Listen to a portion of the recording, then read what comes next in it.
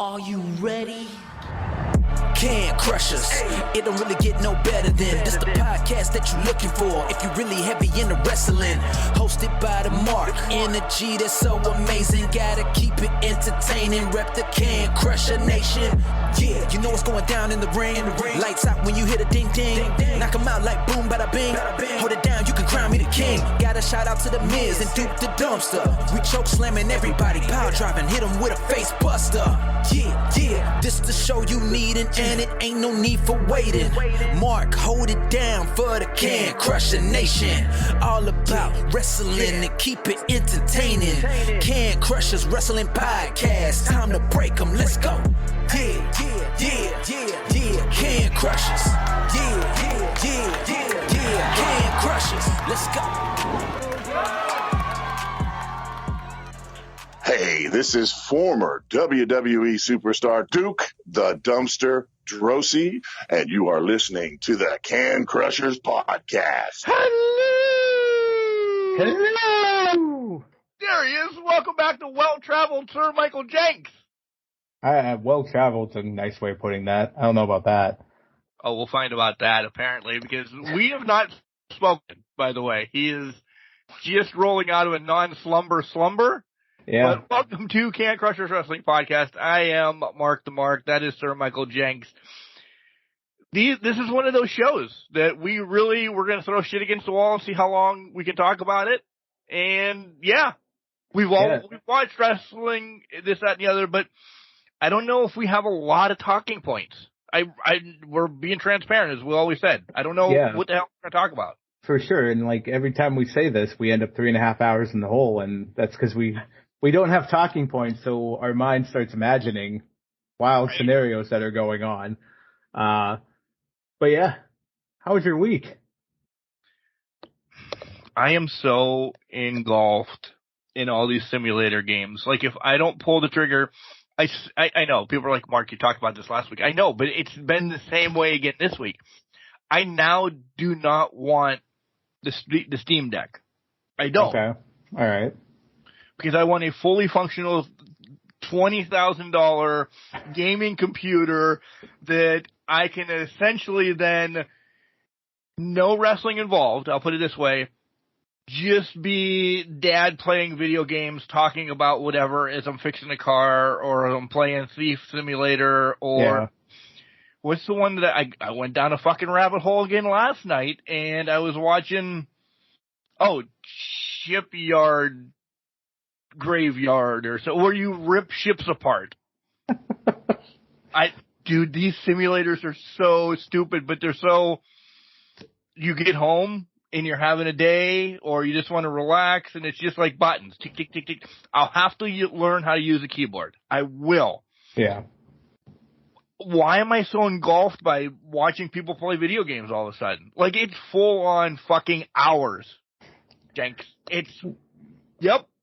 I think it's that enthusiasm for the game, because it's like, I always wondered what it would be like to be a fucking police officer all day, or how good of a thief can I be?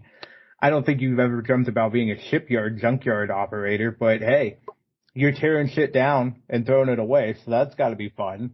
Blowing the shit up and all that, yeah. So I think it's that, or even Power Wash Simulator. It's like, what if this was my day job? What if I just sat here and power wash shit for the whole day? There's something satisfying about it, just the act of power washing. It's being done. Yeah, you notice it coming down in that, but. You know how much I love, and there's the air quotes to show, swimming pool season. Yeah. I was watching Pool Cleaner Simulator the other day, and I'm like, I fucking do this. Why am I watching this? Like, I watched 2 episodes before I caught on, and I'm like, I do this. Stop. You were trying to get tips and tricks for it, I feel like. Yeah. May can't come fast enough. Yeah, right? So that's been my week. A little bit of this, a little bit of that. Couple interviews that had to be moved because we are now 2 people down at work, injury and vacation, so there was a couple long days. So yeah, it is what it is. Yeah. But before I ask you how your week is, I hope everybody got to listen to the last week's spotlight with the Chainsaw Queen, Black Dahlia, because one, it just ties everything together with September, which we're essentially still in because it is the 30th. Yep. Suicide prevention, and then moving to just the illness she has of CRPS and how unbelievably strong she is and all of that. If you haven't, that was kind of a spoiler for you. Go back and listen. It is a longer spotlight, by the way, just because I wanted to give her time and everything. But one, she's a sweetheart. Two, something big, and it's still, I know where she's going to be. So that should be a hint of all of you. But it still hasn't been announced. Okay. So I can't wait to meet her. Put 2 and 2 together back from January to this and that. So I'm pretty excited about that in about a month and a half. I'm assuming, well, that was the hint. I was going to give the other hint of Mark buying everything up front as well, just to kind of throw that out there for other people. But that'll be cool. Where she's going to be. Yeah, we haven't. All we said was that Mark likes to spend a lot of money right up front. That's just the way it is. That's the way it is. During the podcast, and everybody hears my guts just go, oh, fuck. So that's been my week. You, sir, have been from East Coast to West Coast to East Coast to no sleep coast. Let us all know. Yeah, I went coast to coast this week.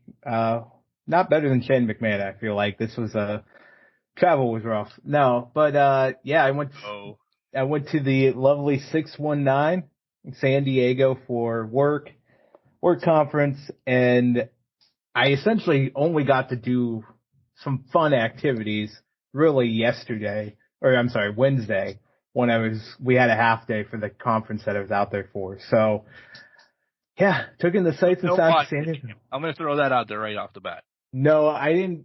The only Padre game that was going on at that time was Sunday afternoon after I got in. I got in and I'm like, no. Peace. We congregated because there was a pool at the hotel we were at for the conference. So me and a couple coworkers congregated, ate some street tacos there. I came back to my room, put on the Dolphins just fucking leveling the Denver Broncos 70-20, and I'm losing my shit over this whole thing.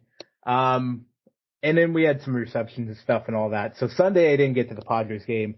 What I ended up doing was Wednesday, when I had free time, I broke off from everybody. They went to Old Town San Diego, and it looked fun. They were getting ready for Diaz de Muerta, which is the Day of the Dead, basically, and that's coming up here. So they're getting their celebrations together. Yeah.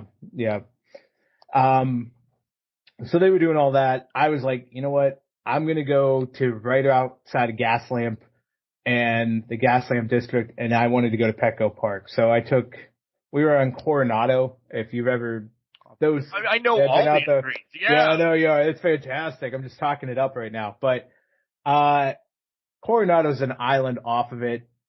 But it's basically there's 3 naval bases on Coronado. So literally 2 within a mile of each other and then 1 on the other side. So all week, all you could see was the big naval ships coming through, or they were building them, da-da-da-da-da. And every time you drove past, all you saw was the naval barracks where the families live, everything else. And the one day this was Wednesday when I was coming back from Coronado. I know I'm sidetracking a lot, but I'm going to go there. There was just billows of smoke coming across because they were doing a training exercise on the beach while they were coming through. So all you saw was the smoke pouring across the road, but it was still pretty cool to see. But anyways, I was on Coronado, took a ferry over to the mainland, I guess, if you will, since it's an island, and then went to Gaslamp, which had Petco Park in it. So I walked around by the conference center, San Diego Convention Center. Walk past Petco Park. You can walk behind the home run wall, and that they have the picture that you took, by the way. Thank you. I would have loved to get the one coming out, but you know what? I was like, this is going to be great. You can see it coming in from behind the home run wall. And then I also got the picture of Trevor Hoffman's statue that's out there. They have a Gold Glove statue, which I didn't post. But basically, it's all their Gold Glove winners. They have 2 big Wilson baseballs on either side of the mitt, and it's pretty cool. I'll send it to Mark here during the podcast. Actually, I'll send it to you right now while I'm talking it up. You didn't get Mr. Tony Gwynn, though, did you? No, I didn't. Shame on you. I got to Tony Gwynn Drive, but I didn't get the picture of Tony Gwynn because I didn't see I couldn't find him outside. I think he might have been in the Hall of Fame or somewhere else in the stadium where I couldn't have access to. So, but yeah, that was a lot of fun. I did buy some Padres merch. Only a couple things. I bought a Padres hat.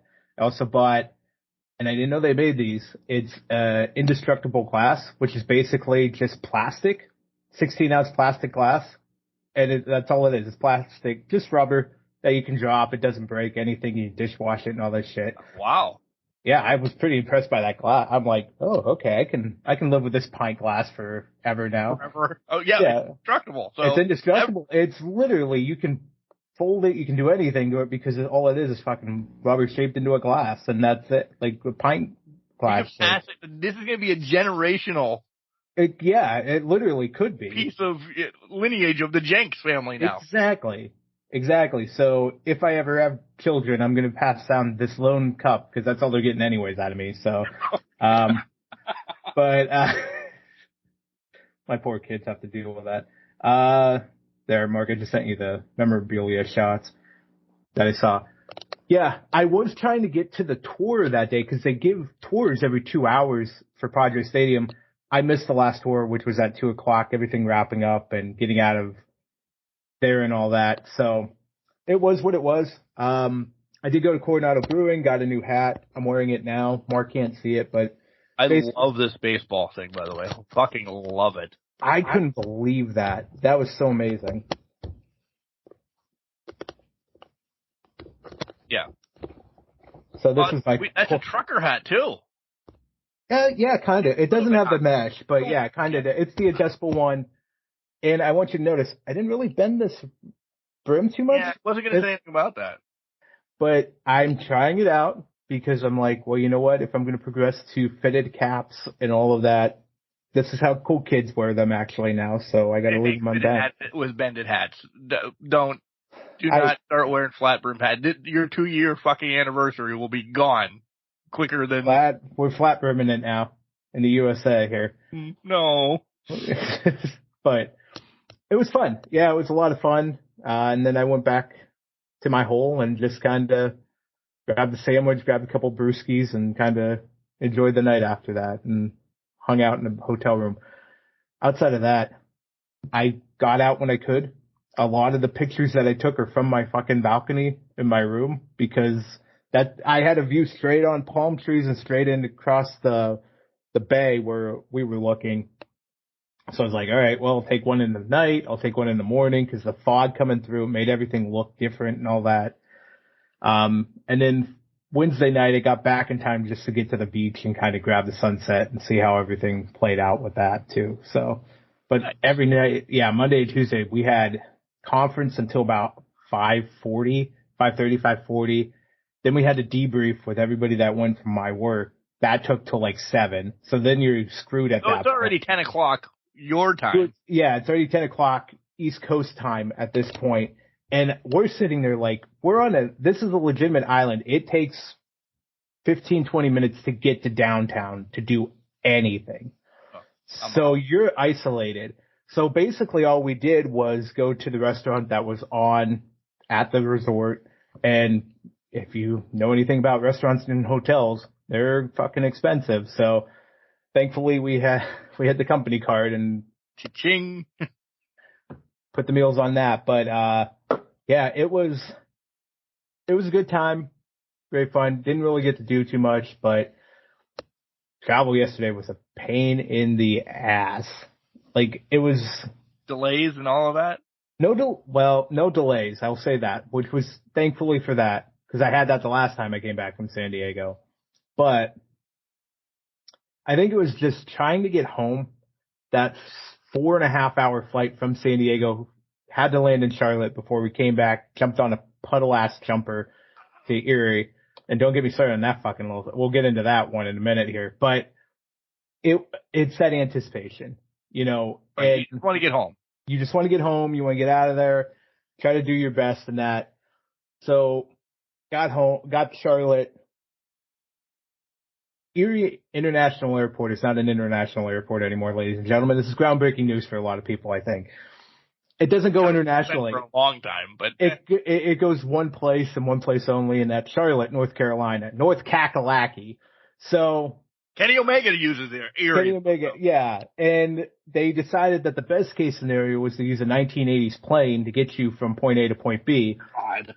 So imagine my fat ass trying to sit in these goddamn seats. I have a bruise on my thigh from where I had to squeeze into this thing for an hour and 40 minutes to and from. Plus buckling in. Plus last night, there's a whole story here. So we get to the gate. I look at my phone for my boarding pass. I get a notification. They changed my seat. They moved me from 17A to 18A. Okay, fine. So in this puddle jumper, there's one row of single seats. There's nobody next to you. It's you and the wall. Then there's an aisle that's like literally maybe this big. That big. It's showing me about 2.5. About 2.5 feet. Maybe 2.5 feet. I'd say probably 2 feet, generously. Then there's 2 seats across the aisle. So we're jam-packed in this tuna can, but they pushed me back a seat. And I look on my app, look at the seating grid, because you can see if the seats are filled. Nobody's in front of me. So I'm like, oh, they're just moving, shuffling things around. Well, this drunk couple comes up to the gate. They have beers in their hands. They're trying to get on the flight. They tell them they've been bumped because of weight restrictions and that. So I hear this and I'm like, that makes sense. They had to shift the person in 17A to the back so that it can kind of, even though it's only like 2 feet, it's still a weight thing. They have to shift people around. Yeah. Okay, perfectly fine. These people are upset. Whatever. They're bitching up a storm. They're being asses, but they go away. We load up, and I heard this from my director who was there, because she was towards the front of the plane. She literally said to us afterwards, the gate attendant came on and said, we had to sell 2 more tickets to a drunk couple. They're going to sit in 17. And they've been real asses the whole night. So here they come on the plane. So now I got to deal with them because I'm the only one in the back of this plane, besides like other people and all that. They were quiet for the most part, but the guy just wants to try to take a nap, and he's trying to lean all the way back into my lap. On you. On me. And I'm like, oh, this is not fucking happening. So my knees are literally posted up maybe a foot apart. And I'm posted just holding back. I'm like, you're not leaning back on me, plastered and all this stuff. He ends up at one point leaning forward, and you can call me an asshole if you want in the plane, but I'm saving my space. He leans forward to talk to his wife for a hot second. I literally take my neck pillow off, stuff it in front of my leg so he can't come back further. Boom. And it saves my knee because it's all his weight. He's a big guy like me.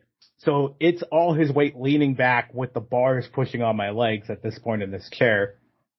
He ends up just sleeping on the window all the way to Erie and that.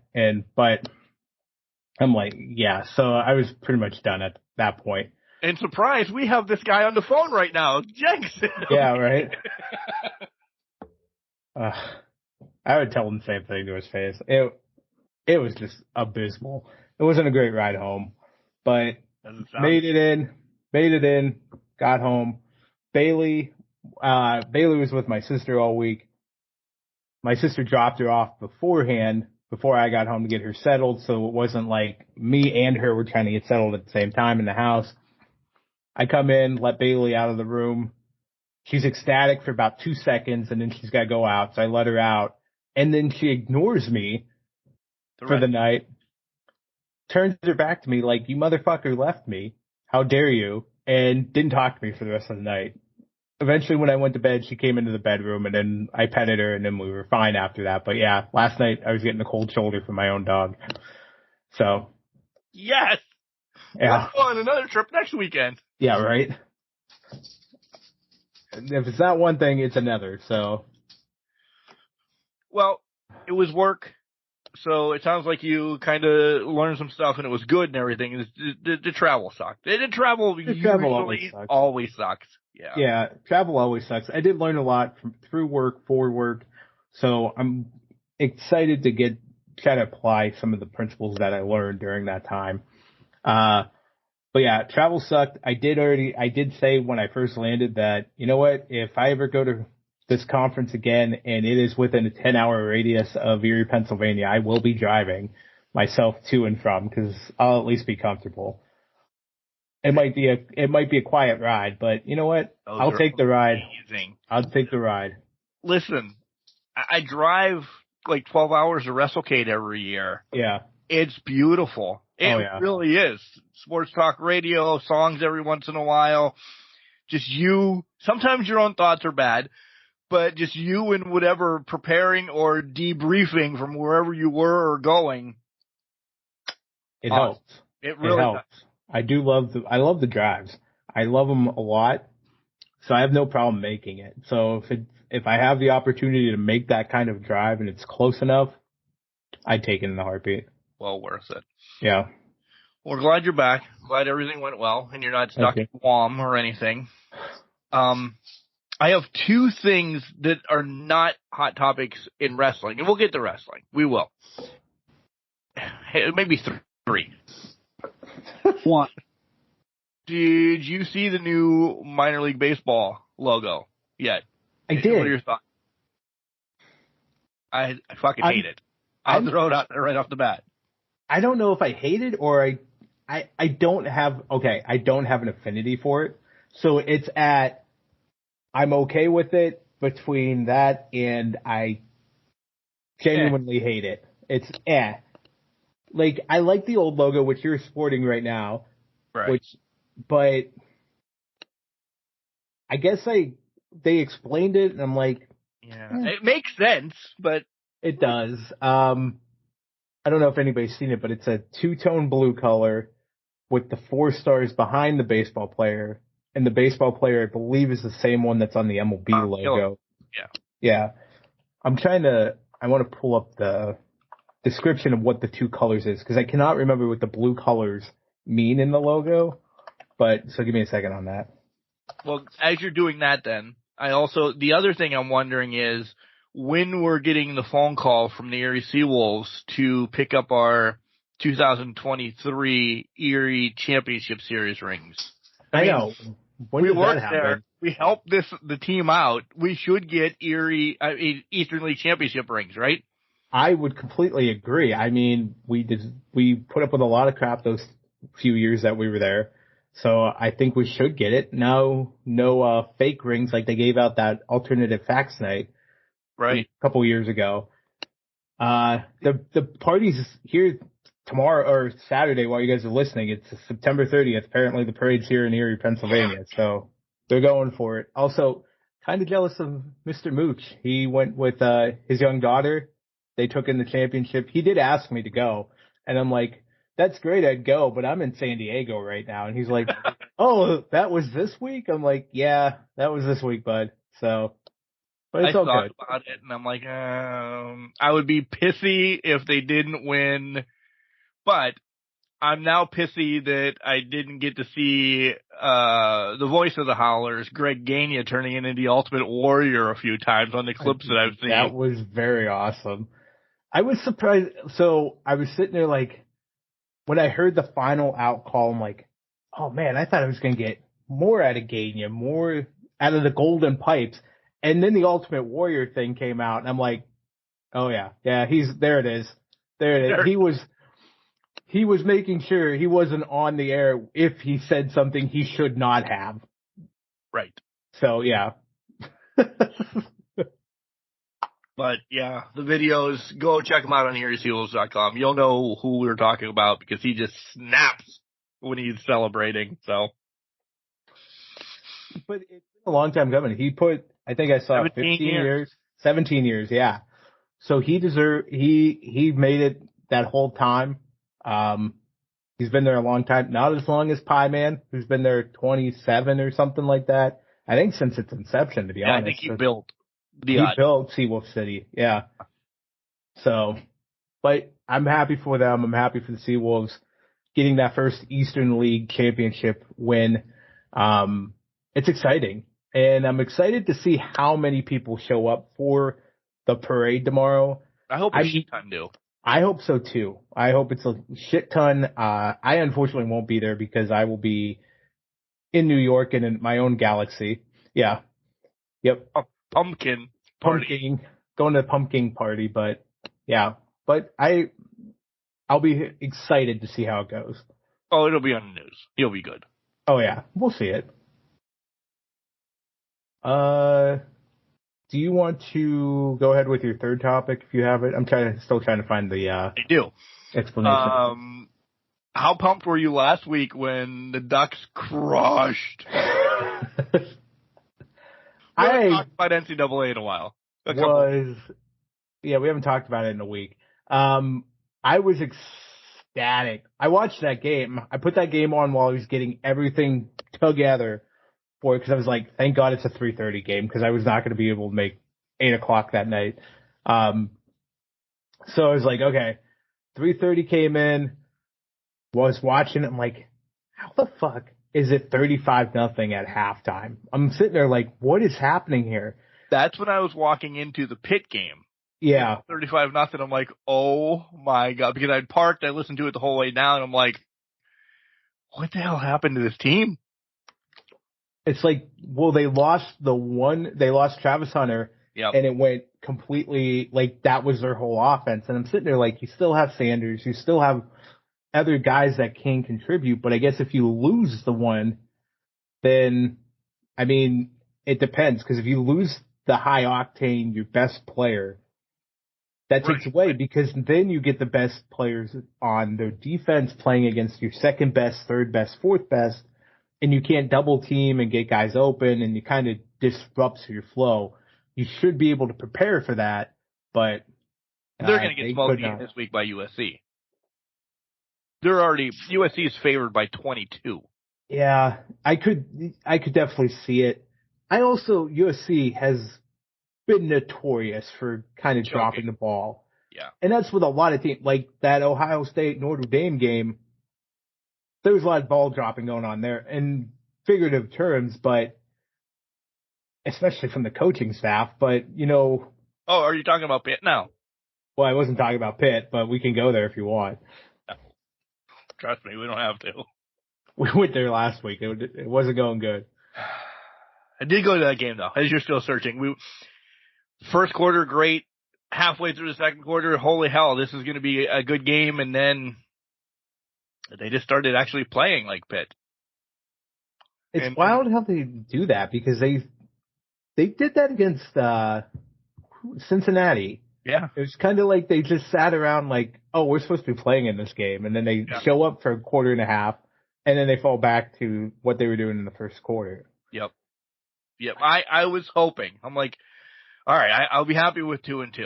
Well, 1-3 now against Vodtech, only favored for today's game by 2.5. I searched the schedule this week to find another win. Where do you see it? If it doesn't happen this week, I don't know. I really don't. I mean, yeah, they play Syracuse. Syracuse is undefeated. Wake Forest undefeated. And I know they're all teams that are relatively same comparison to Pitt. Pitt's not playing like Pitt. And people are going to jump on me. Mark, Pitt's not a top 25 team. They're usually not.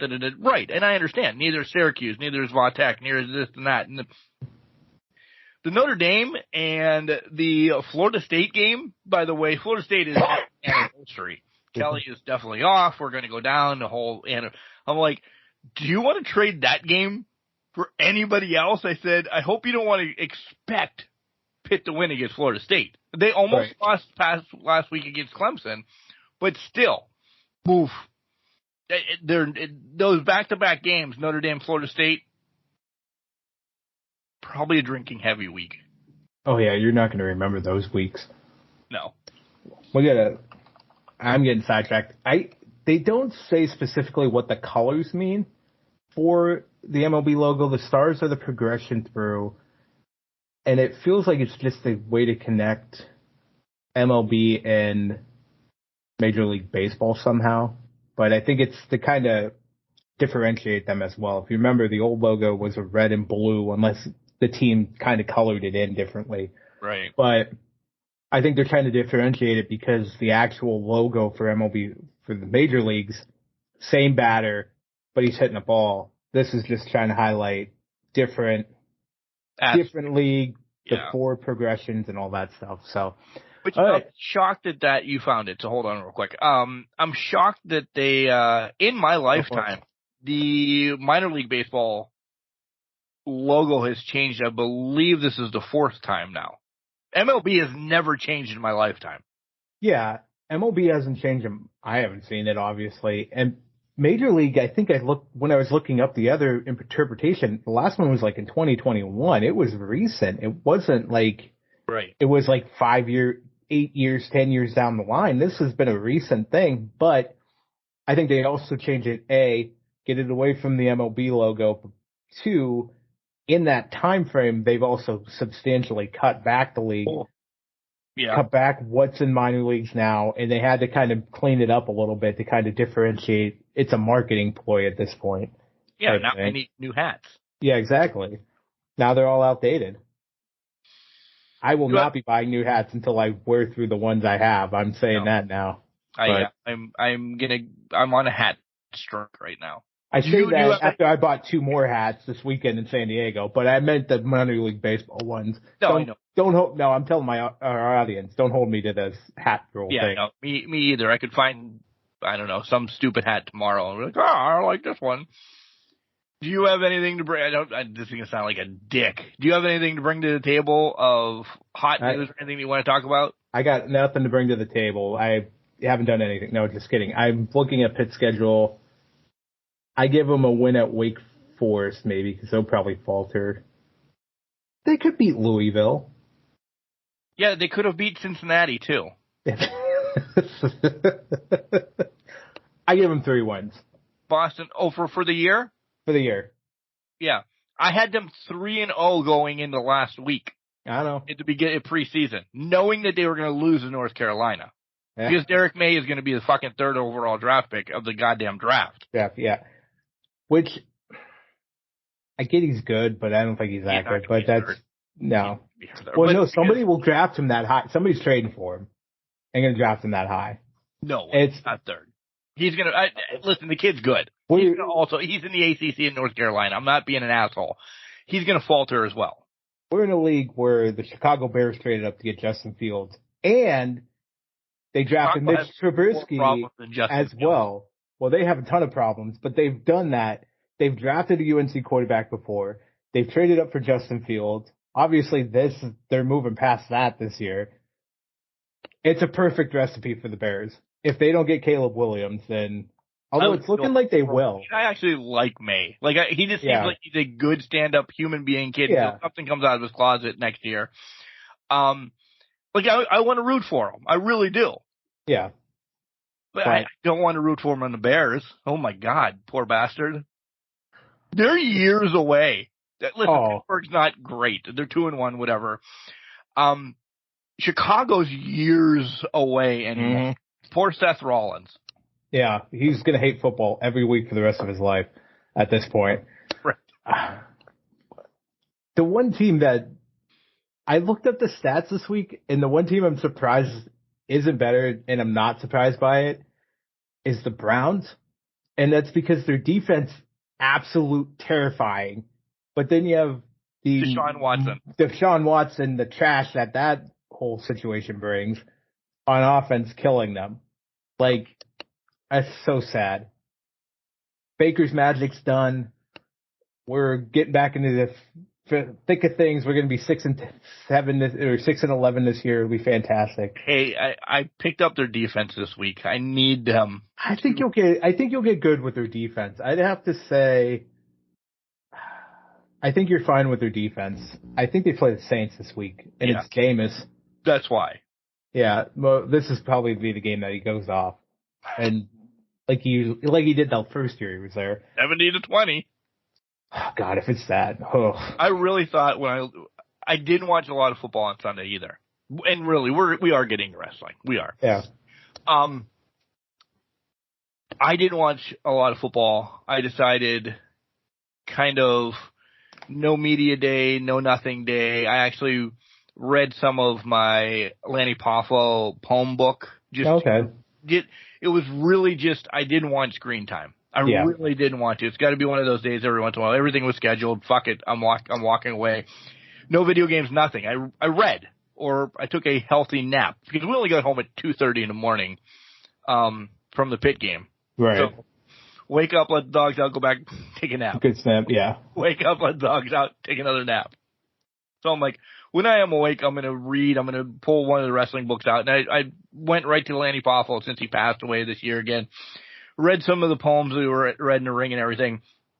But I did turn it on a little bit, and I'm like, what, the red zone has that fucked up. There's no possible way that ended up 70-20. That kid's going to be fired. It was probably 20-7. Yeah. Nope. By the time I turned it on, it was like 35-0 or something like that. I'm like, oh man, this sucks for Denver. They're just shitting the bed here. And then all of a sudden, boom, boom. I go to the bathroom, come back out. It's 56-20 or something like that. I'm like, what the fuck is going on here? And then I got Robbie Chosen getting touchdown passes left and right. I'm sitting there like, the hell is happening right now? I can't believe it. And I had Waddle in one of my other leagues. Yeah. I didn't know he was out. It was game time fucking decision. Yeah. That's the game that you had to miss when your offense goes off? And then it makes you think, maybe they're better without him. Right? Actually, but they're not. This week. What I will say is this. I'm pissed because of last night. David Montgomery's on my bench and he scored 3 touchdowns. So I have to open that up in a lot of leagues and see a lot of points that have been missed in this opportunity. So I'm like, God damn it. Because he was game time decision. They weren't sure. I'm on a flight for ever. I'm not going to be able to change it. And I'm not going to put him in if he's not going to play. And it was like, son of a bitch. So, but hey, Denver, Chicago this weekend. You watching that game? I kind of want to just see the shit show it is. It's 90% of America has to watch that game. Yeah. And 10%'s getting some West Coast games. Yeah. And I'm like, that's fucking absurd. Yeah. Ugh. That's the game that they focus. Like, they're there. They're ready. Yeah. Can't you move it? Like, listen, today, as you guys are listening to this, it's Saturday. Go somewhere else. Pack everything up and say, we need this to move. Yeah. Or black it out or something and just say, nobody needs to see it. Chicago and Denver can watch this game. We are going to send this to other people.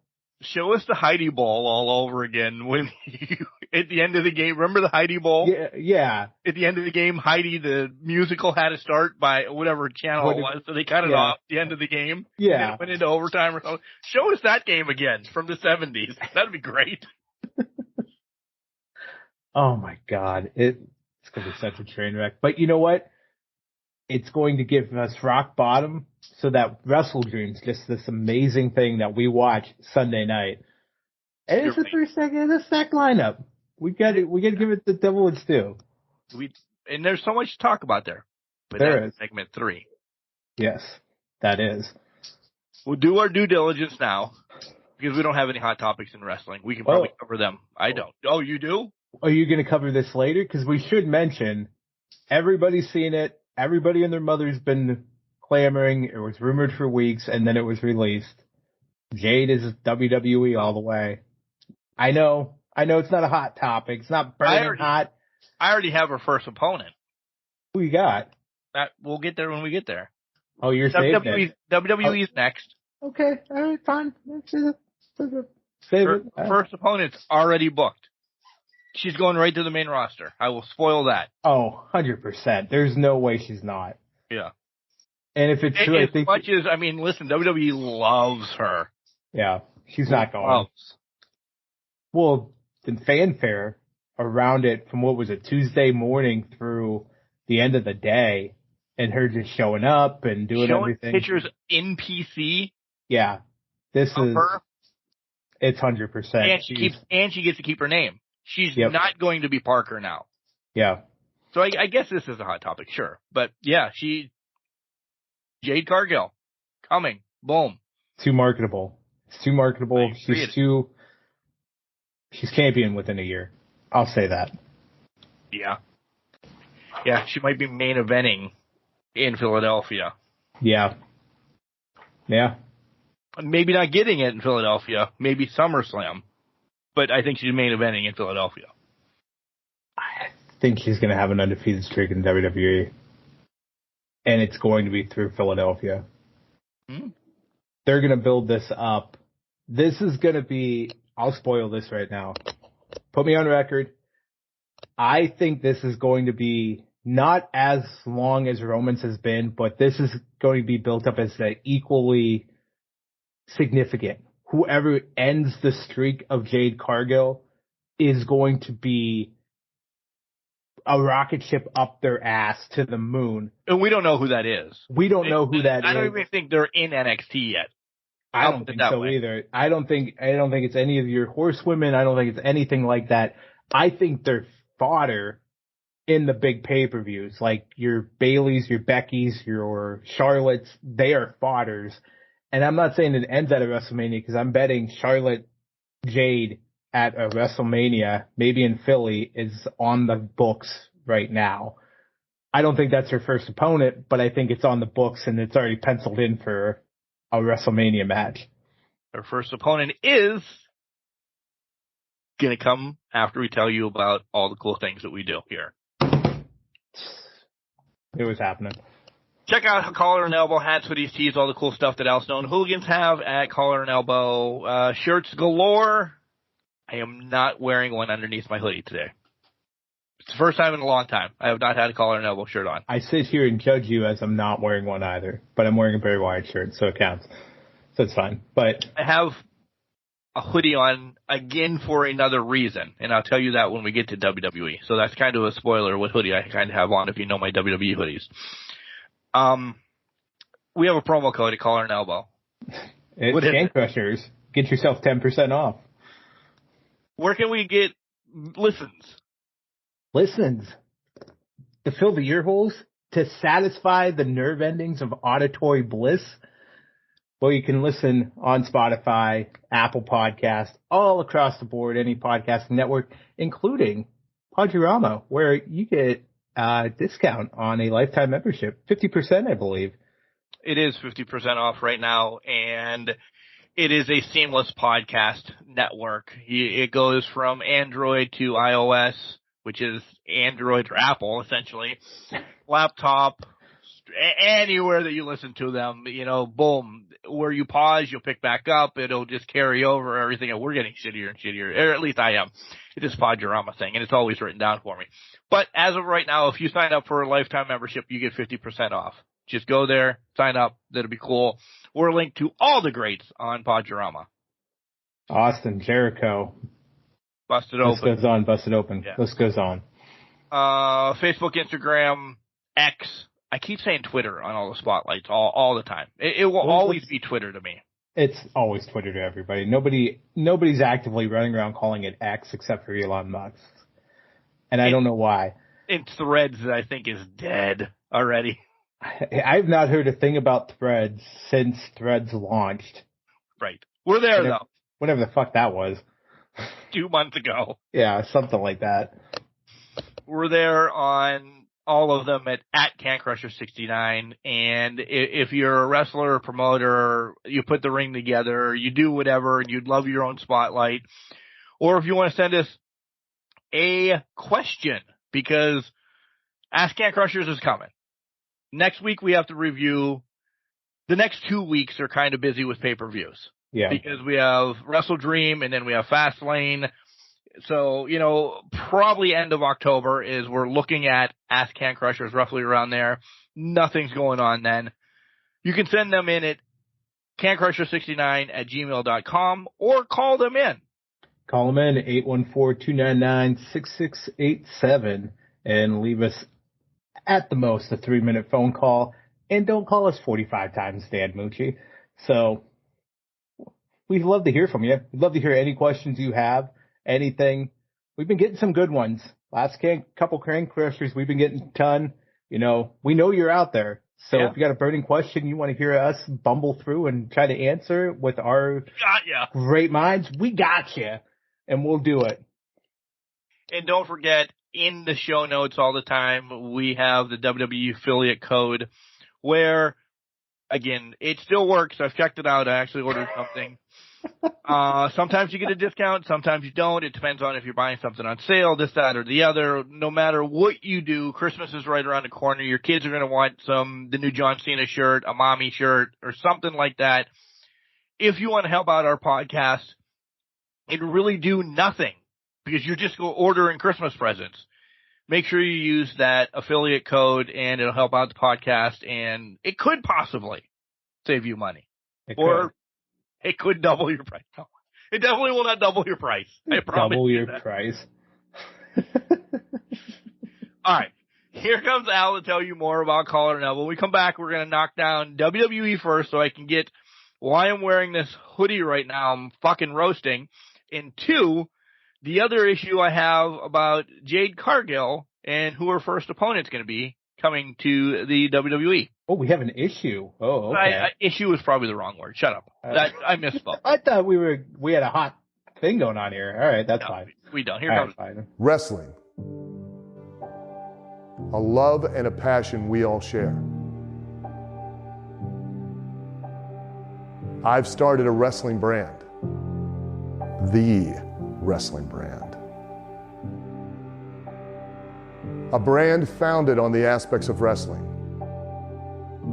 2 entities working together to create a product that connect emotionally for people everywhere. Collar and Elbow is the brand.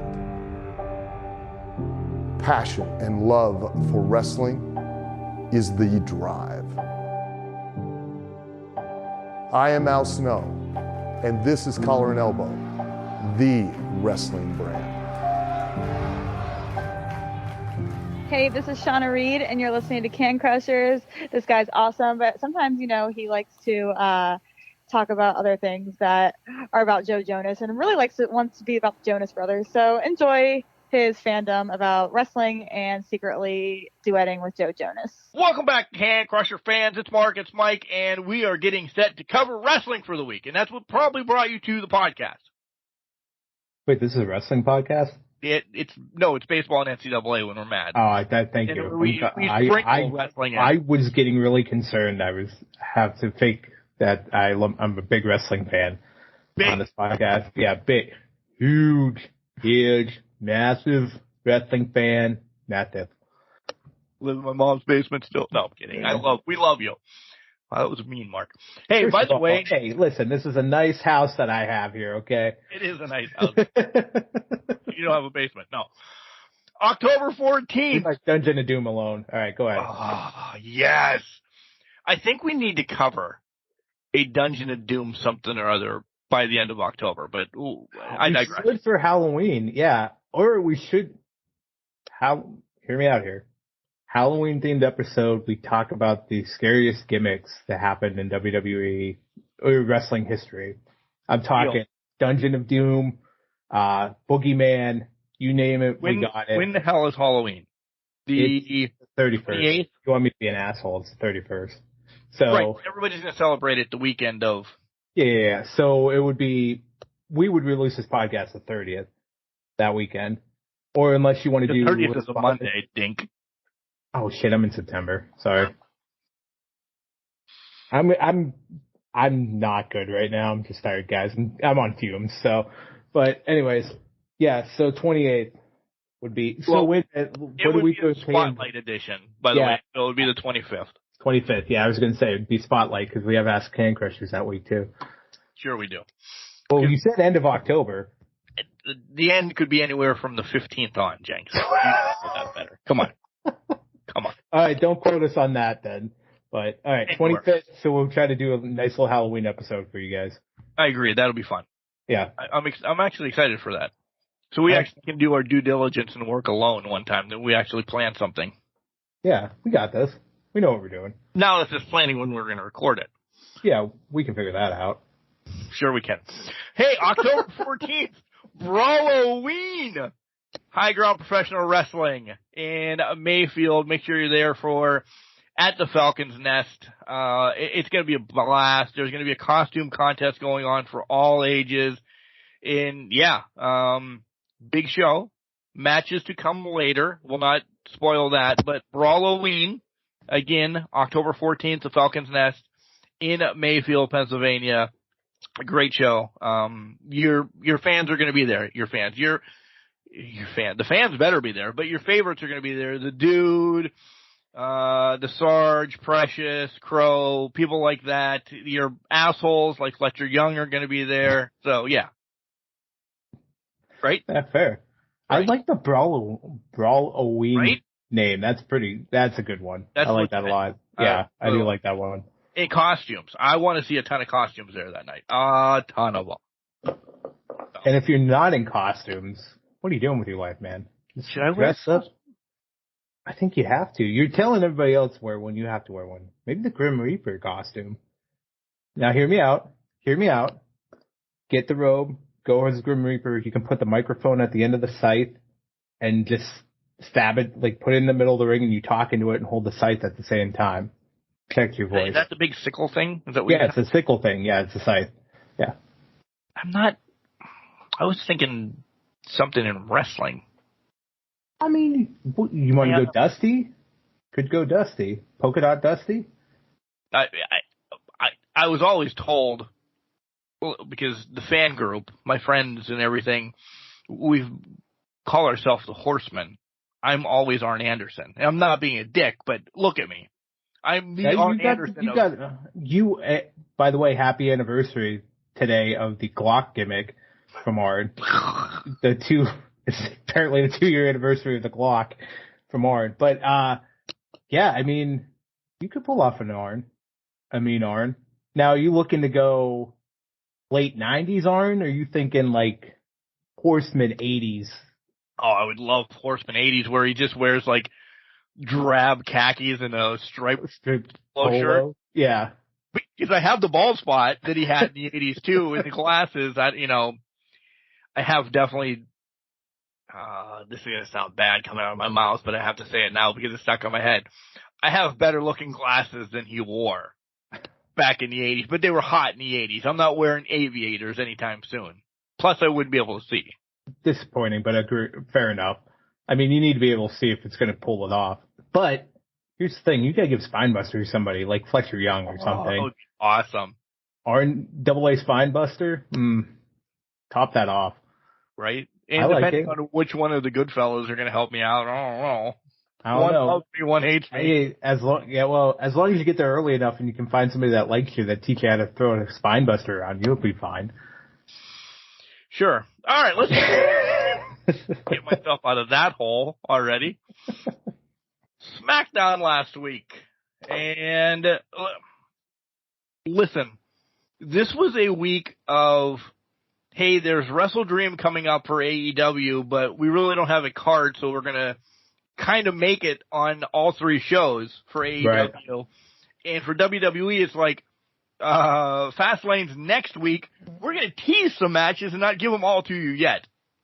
So it was really, really a filler week until I think one thing kind of put a snafu in it. And I'm not there yet, and that's AEW what I'm going to talk about. But as for WWE, I didn't get a lot. I really didn't. No, WWE is putting a lot of chips into place here with, progressing whatever is going to happen with John Cena and the Bloodline, which we could argue what's going to happen there to the livelong day probably, but then also progressing where the Street Profits need to become meaner, more heavy, more callous, more you got to start stepping it up. Because that was the first time I've actually seen Bobby Lashley feel like he was going to rip something away from somebody. We've seen him as a bad guy in the past, and I get it in the hurt business and whatnot, him being a brawler. but that was action-packed, action-oriented. When we talk about the way he was acting with the Street Profits, this was more deliberate, more, I'm going to just rip away everything I've given you so far. And I think that's going to help progress that a little bit more. So I'm kind of, it's more chess pieces being placed right now. We're in the long game here. We're just starting a new way forward. Yeah, exactly. Let's stick and stay with Bobby Lashley because that's actually a good one. Are the Street Profits going to do that? Because I'm on the fence with them right now. Yeah, they're going to do that whole big turn, and then at some point, Bianca is going to transition with them to get a female in whatever this group is going to be called. And Bianca, since she's on vacation right now, everybody's going to be happy to see her. She comes back and she's going to shit on the fans. Yeah. But that hurts because every little girl wants to be Bianca. We've beaten that to a dead horse and then beyond. Do we see that happening, or are the Street Profits just going to shit on Bob pretty soon and walk away because that's not who they really are? I don't think they shit on Bob because I feel like they want them to progress to a more tougher level, if you will. And I don't think the only way you can do that is by going with Bob, is making this transition. And I just don't see them. I think they want the Street Profits to be shook up, to be more aggressive or more anything action-packed, really. Because let's be honest, and you'll agree with this 100%, they got real stale for a long time. And it was like, okay, Bailey agrees. They were just stale like bread. But so I think this is a good change with them, because where do they go if they send them back? If Bob trades them out for anybody else in the locker room, where do they go? What do they do? Because they can't go back to who they were. Nobody will believe that. And to your point, I think Bianca needs the same change up as well to be hardened. Maybe that's going to be the key, though, is Bob gets Bianca involved in this group, and Bianca's more of a hard ass than they are, and it starts elevating them. The Street Profits back up to match the intensity, especially Montez.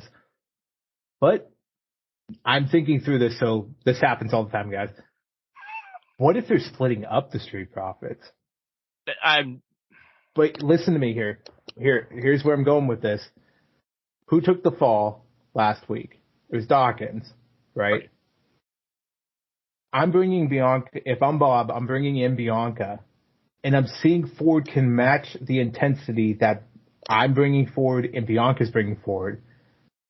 But I'm not seeing that in Dawkins. I'm starting to see a weak link in this team. And do I want the team or do I want the strongest players? And if you want the strongest players, you cut out the weak link. And if Dawkins is the one consistently taking losses, but Ford's showing the progression, even if Bianca's not even in the picture yet, Ford's showing the progression, Bob's going to take who he thinks is going to be the best suited for his empire going forward. And that's Ford, because let's be honest, at some point, Trick and Carmelo coming up, and I think Bob's already started picking them out and understanding who he wants. Somebody's going to get lost here. Somebody's going to get cut. And it's really, to me, could be Dawkins. Is it going to end up being that one that's going to be left high and dry? I've always thought that Montez would be the one that turns on Dawkins when we said for a year that he was going to be the one to go heel, go bad, or whatever. Yeah. I could see that. And by the way, No Mercy is tonight. Do we get a new NXT champion? I'm just throwing that out there.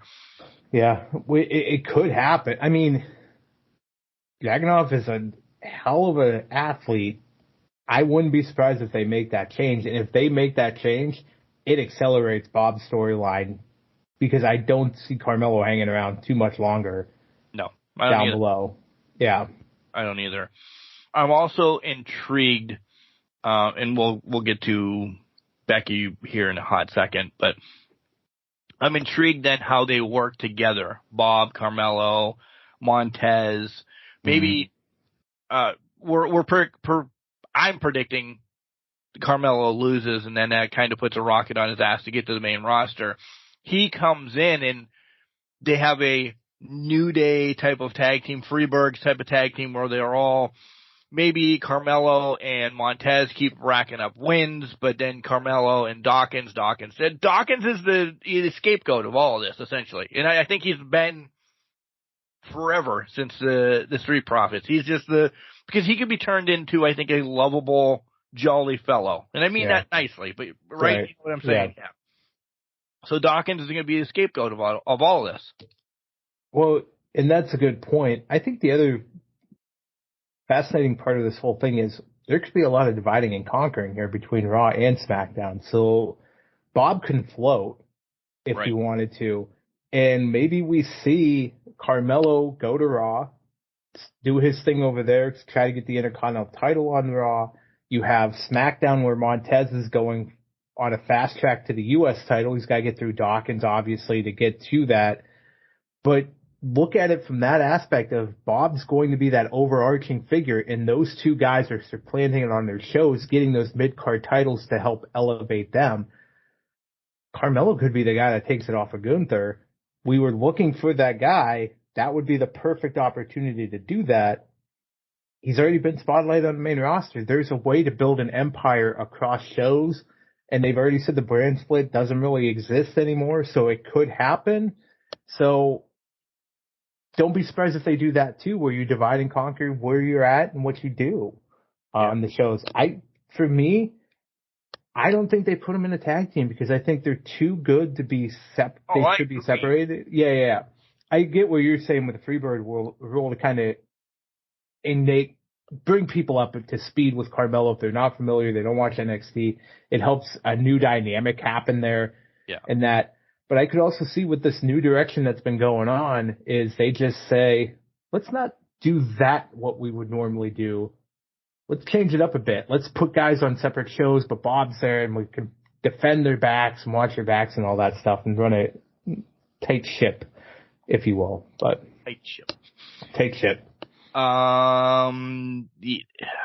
on Cena, touched on this, touched on that. If you didn't see the promo, by the way, for Fire and Dawn, unbelievable. I did see that, yeah. I am stoked, hopefully, and they're playing into the issues as well of, maybe it's been us having injuries on that. Great fucking thought of whoever thought of that in the WWE. Yep. That's unbelievable. And now it's back on them. It matches them so well that it works perfectly.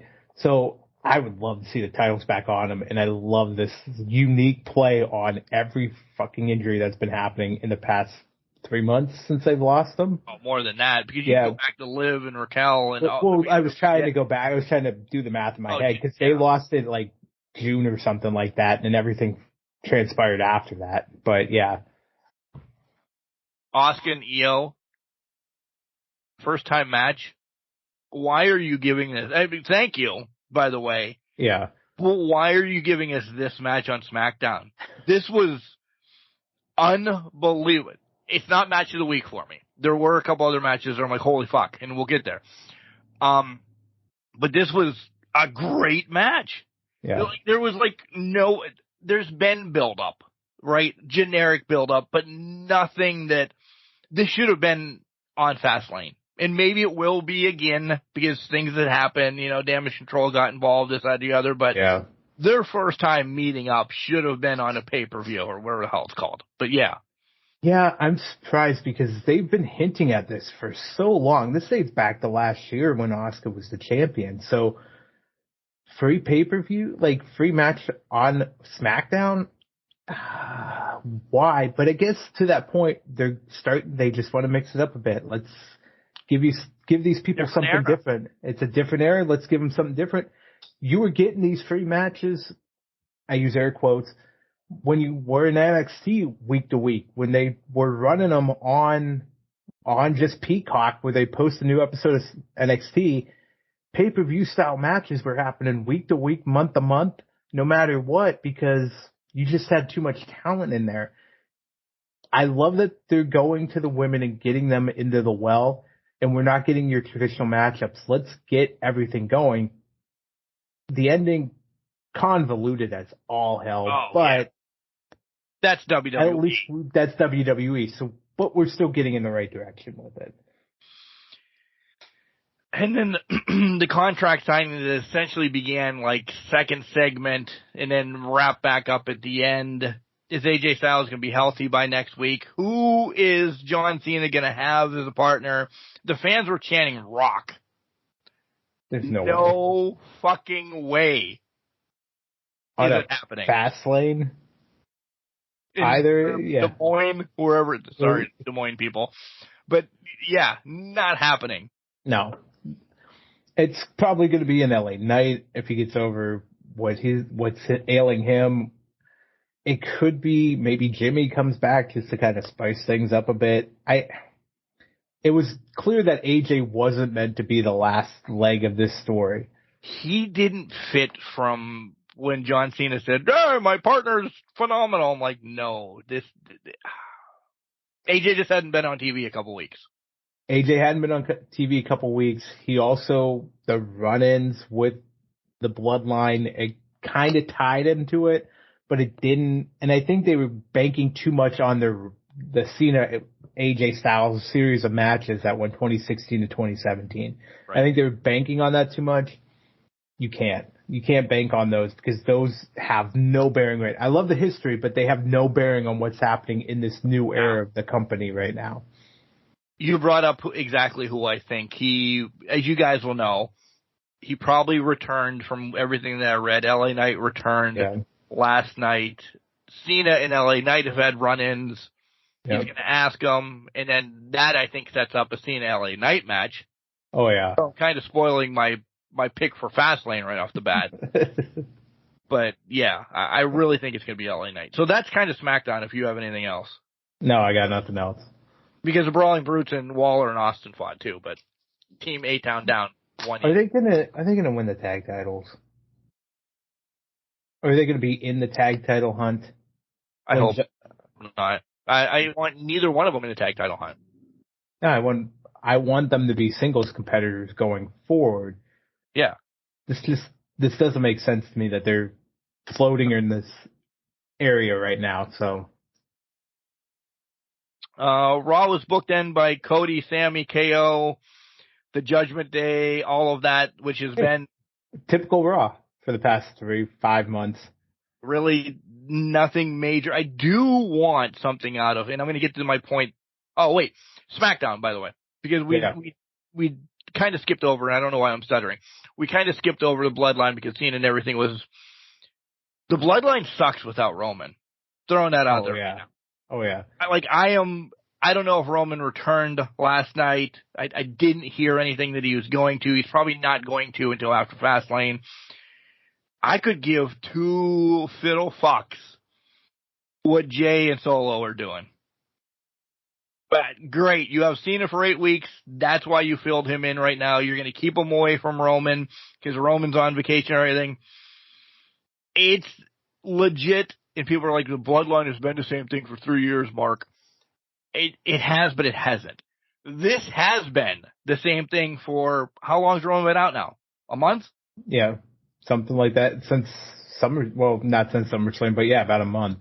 Yeah. I don't care. And you know how much I love the Bloodline. I love everything. And there's still branches. Yeah. This is probably the smallest branch on the tree that the Bloodline needs to cut and get rid of. Well, I think it goes back. It kind of showcases a weak link that's happened over the past 3 years with the Bloodline, and that's they haven't explored things with Jimmy or Solo to a point. They've only explored them. I'm sorry. Yeah, Jimmy.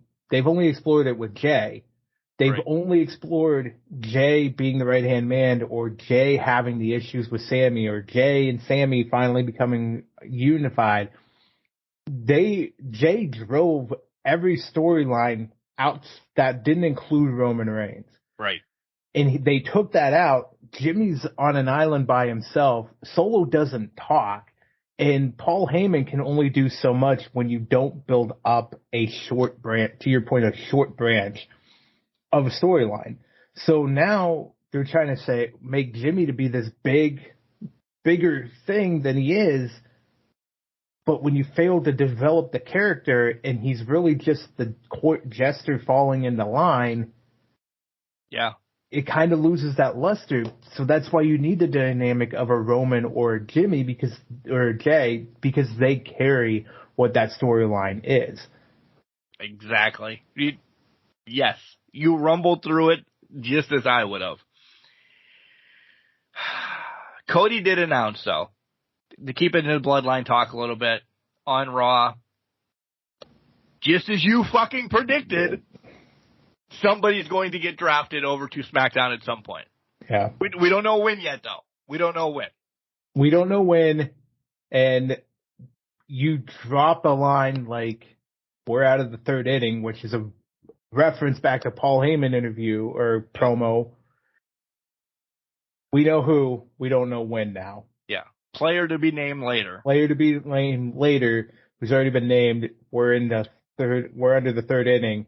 Right. It's down the line. So they're going to play out all of these storylines with Jay coming to Raw and all this bullshit, and then it's going to happen. After Survivor Series. Once they have whatever they're building up for Survivor Series, boom. Yeah, it's going to be... the War Games match, I think, is trending. Judgment Day, this set of guys, and probably some sprinkling of the Bloodline. We've talked about this a couple of weeks ago. That's the War Games match for the men right now. That's how that's shaping out. It'll be 5-on-5 somehow. So. And then Cody's fucking gone. And then Cody's fucking on SmackDown, and he's going to make the transition. And then it doesn't matter if he wins the Rumble or not, because that's the line. Yep. That's where it's going to be in Philadelphia. It's Roman and Cody again. We finish the story. I guarantee you, mark it down. Hopefully we remember this. The Monday night, either the Monday night or that Friday night before WrestleMania, he drops the line, we're in the bottom of the ninth now, or some bullshit. Yeah. And then we're going to go right to it. And that's going to be the end of it. So there's your callback. I'm just going to put bottom of the ninth. I'm going to put it on this month's calendar, so when I throw it away tomorrow, I'll have to write it. Yeah, you're not going to remember to write it on something else, and it's just going to be gone. But can we get a rekindled natural disasters, by the way, in the form of Otis and Bronson Reed? I love watching that. Two superstars, big, beefy men slapping meat. Oh my God. They were throwing everything at each other. And that looked like the best, most fun Otis has had in a match.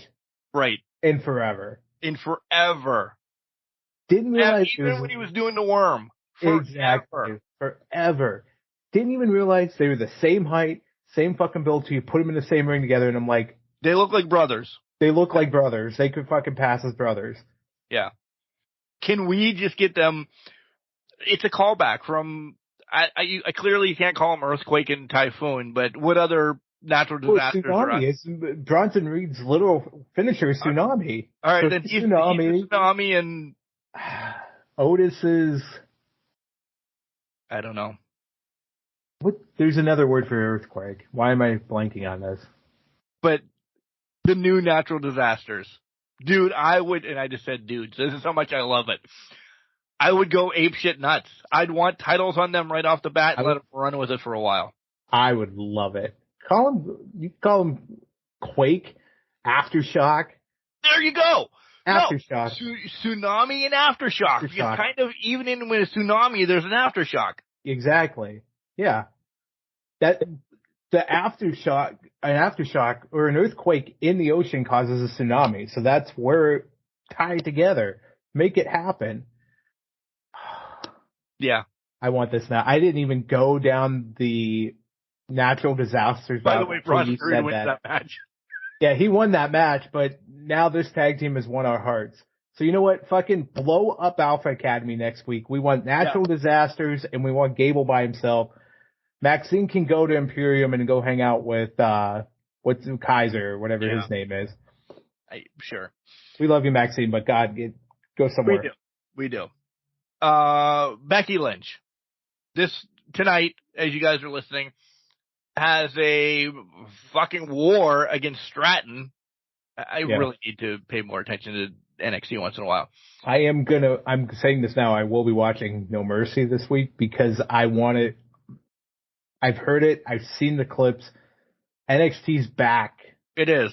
And it really is. I think we need to I want to watch No Mercy because I used to watch all the takeovers and that. I'm going to sit down and watch No Mercy at some point this week. So we'll cover it next week. Good. Yeah.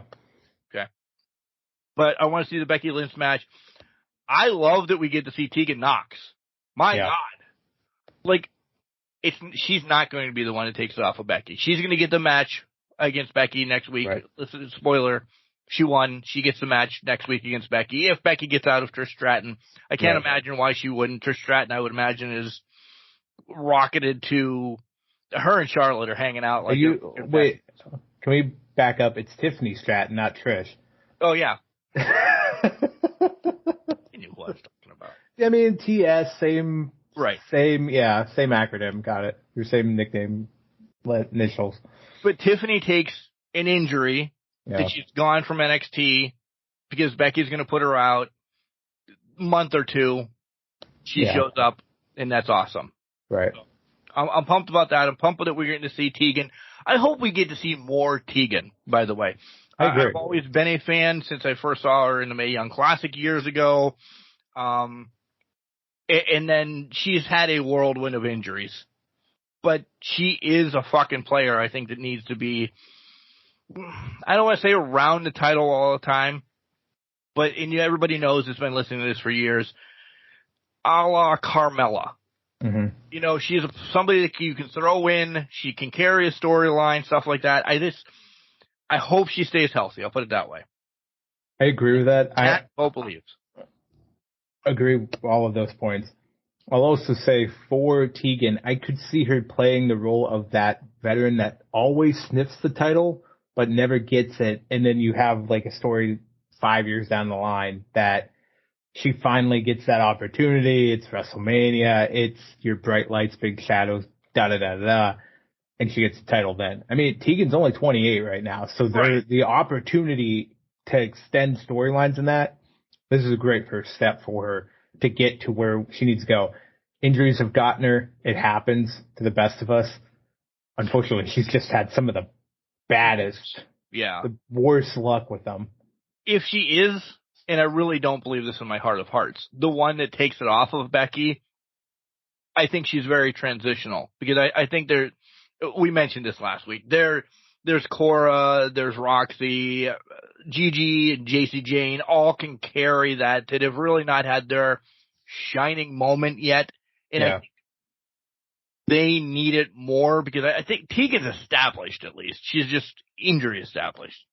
Yeah, and I would say if they put it on anybody else outside of the core NXT roster, it sends maybe not an intentional sign, but a sign nonetheless to that roster that says, we don't think you're ready to take that spotlight and take that ball and run with it. So we have to give it to somebody else. Right. I don't think Becky's keeping it long. I don't either. We already talked about who we think would be the one to take it off of her. It's getting to that point. How do you get there? When do you get there? And what's the end game for getting there? Ciampa beats Kaiser. Kaiser's pissed. You know all of this. I still do not think it's going to be a one-on-one match. I don't care for shit. It's not. They're going to be around ringside. It's just going to be a freaking 3-on-1 handicap match. Ciampa's definitely not the person taking it from Gunther.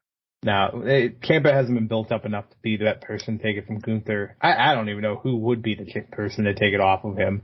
As of right now, and yeah. Seth's interview promo time in the ring was long, and and it's not dialect or anything. I think his promo was way too long to do a last man standing match. just his shot, all of that. I'm like, I know what you're going to say. Like, one sentence in, he's going to say a last man standing match. Yeah. 3 minutes later, he's still dancing around words, and I'm like, holy shit, just get to it. I just thought that was way too much. And there's one that I even want to shit on later in the other company here in a second. That was unbelievably long. Yeah. My thought processes on this, to me, it did not compute that it was where it should be in the storyline. To me, it more computed of we're in the initial stages and we have to cut this killer 12-minute promo to promote the match. No, you're trying to kill each other now. If you get into a last man standing match, it's God damn it, kill you. I'm coming to fucking kill you. Last man standing, blah. And Shinsuke, if Shinsuke's promo was the way it was on Monday, that makes sense because he should be the one doing the artistic turns, taking the shots at Becky, at their daughter, saying, right, I'm not going to make you walk. But when Seth is carrying a promo for 5-10 minutes, no go. Seth should be on fire, saying, you want to take my back, I'll take your life, or some shit like that. Hellfire and Brimstone. Right. It just didn't match where they were in terms of the story. And that's what tripped me up on it. Agreed. By the way, I wrote all my notes this week. I didn't put them in my phone because my phone's been acting up. I think it's time. How long have you had it? 4 years. Mine was just about 5 when it turned. And 4 started showing. Reports starting to go. Some apps aren't loaded. So I'm like, I don't know if it's going to work for the show. I wrote my notes this week, by the way. Which I don't mind, by the way. No, I think I write less when I do writing notes. But I still got the points. Yeah. When I'm texting it to myself, not texting, but put it in a notepad, I have a fucking soliloquy for each match. Well, it's faster because you just da-da-da-da-da. Right. When you're writing, you're like, oh, fuck, I don't want to do this for 4 straight hours. So let me write 2 words and hopefully I remember what it is. Dom and Dragon Lee. I have 3 matches a week, by the way. I really do, because Io and Asuka was amazing. Dom and Dragon Lee.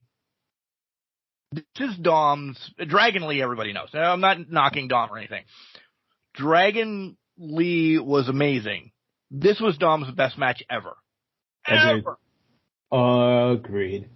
And nobody was out there. So the spotlight really was on Dom. It looked so crisp, so clean. And I remember when I was watching it, I'm like, holy shit, Dom's grown up. We're here. Now, it could be because it's Dragon Lee, but at the same time, you've booked this match a year ago, let alone 2 years ago. Dom's faltering, he's falling, he's da-da-da. He's in his groove, and he looked fucking phenomenal in this match. Just everything about him. Oh my God, it was fantastic. It reminded me of, not quite, and I know people are going to take this the wrong way.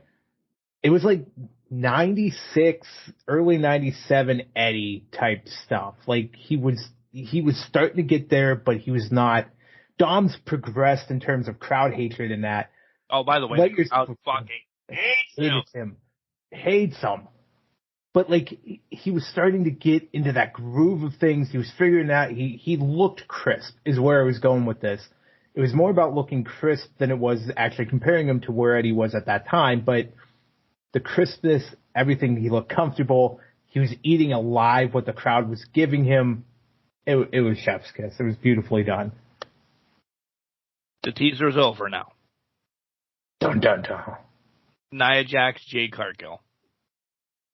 That is not what I thought you were going with. Nia has said baddest human 4 times in this 30-second promo that she had. There it is. Jade comes in, blows her away. It's it. I don't know if they wrote this promo Monday or, listen, she's been signed for about 2 weeks now, whatever. This has been it. What more? You know, she listed all the people that she's destroyed. You're going to have Jade Cargill, however they bring her in. Everybody's going to know who she is. She's going to get the fucking pop of pops when she comes. But Nia's going to be like, who are you, this, that, and the other thing, and she's going to decimate Nia. Yeah. Damn it, you're right. Because when you first said it a minute ago, I'm like, why the fuck would they put her up against Nia? That doesn't make any sense. But that's perfect example is this is why Nia is destroying people right now. She has to be a destroyer, and Jade has to come in to make Jade look the best. Nia has to be the destroyer. Yep. And then I'm telling you, if you have not paid attention, please don't go back and watch it, but just trust me on this one. If anything, you trust me on. She said baddest human, I believe, 4 times. Yeah, you're right. And that's probably what Jade's line's going to be, is baddest human, because you can't say bitch on TV. They're not going to let her say WWE. Not WWE. They're not going to let her say baddest bitch on the planet. They're going to make her, because if that was the case, they would let Mia Yim be the the HBI. What was her acronym again? Shit, yeah. You know what I mean. You guys know what I mean. And it had bitch in it. So they're not going to let her do that. So baddest human in the world. Yeah. Baddest human on the planet. Yeah. Yeah. That makes sense. So there it is. Spoiler. Yeah. God damn it. But now makes me nervous then. Because right? There's too much. Nia is probably Nia. I'm hoping is a professional about it, but Nia has the history to blow things up instantly. So she has to be willing to not do a fucking thing in this match. Whenever they come to blows, it's not Nia gets in her offense. Turn. Yeah. She has to be completely. Nia has to be railroaded, basically. She has to be run over like it's a freight train coming through, because that's how you instantly succeed and put Jade in the best position possible. Also makes me think that's the WrestleMania match. Is not Nia, Rhea, and Jade. Yep. That's where I was going. Because that makes sense, because Rhea is the baddest on the planet. Now, Rhea's going to get her piece of meat, lack of better terms, on Nia. She'll beat Nia. It's going to be a close affair, though. And then Rhea will go back to being the destroyer that she was. But Nia's still going to be up there in the upper echelon. So then when Jade comes in and smacks her right across the face, it's going to be a whole Royal Rumble. Maybe. I don't know. Of Nia and Jade? No, so I'm trying to picture. I'm saying Jade's winning the Rumble is where I'm going with this. Ooh. So do you bring Jade up before Rumble and put her into something, have her dispose of Nia before it, or do you make Rumble a Jade event type thing? Like, this will be the first match of Jade Cargill. Or is it like Survivor Series, Jade Cargill's first match against Nia Jax? You know what I mean? Something along those lines. I don't know how many. This is a real question to you. How many people just watch WWE? How many people just watch AEW? I really don't. I don't know that. So people that are like, they watched AEW 2 years ago and Jade really wasn't there yet. Yeah. Or even 4 years ago, whatever the fuck I'm trying to say. Do they know who she is what I'm saying. So I think there's got to be a little build. I think it's before Rumble. I really do. I think this is before Rumble, and I like your idea that she is winning Rumble, and then she has maybe Raquel prior to WrestleMania at whatever the fuck it's called. If it's going to be called Elimination Chamber or it's in your house at that point. Yeah, whatever. And then it gets to Rhea. I'll buy that, because then it makes total sense at that point. Because Nia could be the November build, Survivor Series, steamrolls Nia, it's over. Then you have Jade getting random wins, helping build her up. And then Rumble is Jade's going to eliminate 13, 14, half the field or something like that, just to kind of get her really established in it. and then it's making it look insurmountable for Rhea at that point. Yeah, she ties. Doesn't Rhea hold the record now? Yeah, Rhea has, I think it's 13. So that's why I was saying, does she tie Rhea or does she beat Rhea's record and add another layer to the story? I don't know. I don't know either. I mean, she's definitely their hot prospect right now. Do you put that much for people like me and you saying, oh, look, this is an AEW girl taking over the WWE roster? Because we're going to put a spin on that. We're going to be those dicks. Yeah. At least I am. Do you do that, or does she just tie it? I think she just ties it to, there's two people that have it, and it's not an AEW SoCal original or whatever like that. Or they're not going to bury her because they have too much into her already. Yeah. Well, and that's where my head goes, where she breaks the record and gets 14, because they've made it a point. She was the only signee announced at that point in time. It was all over their social media. Then it was that when the signing happened. Then when she showed up at the building, it was everywhere. They have built her already in one day of social media posts as a mega blockbuster free agent signing that has already elevated her to the next level. So they're going to give her at least they might not break the record for Rhea, but they're going to use it to get her 7, 8 big number eliminations. Like, she comes in at 22 and just starts steamrolling people left and right. So I agree. Miz TV was fucking horrible, by the way. I hated everything about it. Drew's turning. Everybody knows that if he has not officially already turned. The Vikings, great. They're just beating up people. I still, this segment, I was like, well, it's on. Yeah. And not to be a dick, the main event was the same thing. Listen, we've seen this main event how many times now? Yeah. It was nothing special. No. All they did was make it 4-on-4 at the end of the show. And, well, look at that. That's amazing. And wait, JD McDonough made the save again? Yeah. But he's not in the Judgment Day. No, and he cost the Judgment Day. He got too involved in Judgment Day business at the beginning of the show, so he's never going to be in it. But then he makes a save and helps him retain the title. Look at the end of the night again. Yeah. Maybe. We'll see. That's all I got on WWE. Yeah, that's all I got. Let's roll it. All right, let's roll it. Like he says, we'll come back. We will. Oh, no, we're going to roll it right now. We're saving predictions to the end. What the hell am I talking about? Hey, it's your show. Run it the way you want. No, I'm just kidding. Guess who didn't record Rampage? Start with an M? Yeah, it does. Yeah. And I didn't do anything for it. Nothing. I was pissed. Saturday morning when I woke up to watch Rampage, prior to leaving for the pit game. Well, fuck it. I'm not watching Rampage. So, to that point, I think the only takeaway from Rampage is the Righteous have the ROH tag title shot, and Julia Hart keeps getting better in the ring and ascending wins, basically. I mean, yeah, the 6-man title. Hold on one second. Time to choke to death. And he's polite, so he hits the mute button. I will die right on air. Yeah, I'm trying to save people's earlobes. That doesn't make any sense. Just their lobes? This is why I should not be running on 4 hours of sleep. Anyways, I digress. The 6-man tag titles changed, but I think the biggest takeaway here was the Righteous are your number one contenders, and Julia Hart has improved in the ring drastically over the past several years. 26 couple years.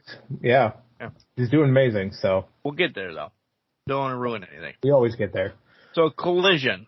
Darby, Luchasaurus, and Christian, the TNT title's on the line. Darby is an idiot. I love the banter, though, between Christian and Lucha, because that was the first time Lucha held the title. Yeah. Since winning it. And then he lost instantly. But it at least put into his mind it finally, I think it clicked for him, but he did lose it instantly. So now could be setting up Lucha and Christian, but clearly is. Did you see him looking like a sad dog in the background? Yeah. I actually thought when Christian came over and patted him and said, "Get me on your shoulders," I thought we were getting a whole evolution that Lucha was just gonna dump him right then. Was it Evolution that did that? Yeah. It was that's where the thumbs up for thumbs up, thumbs down came for Batista originated. Yeah. Yeah. I thought we were getting that, at least a callback.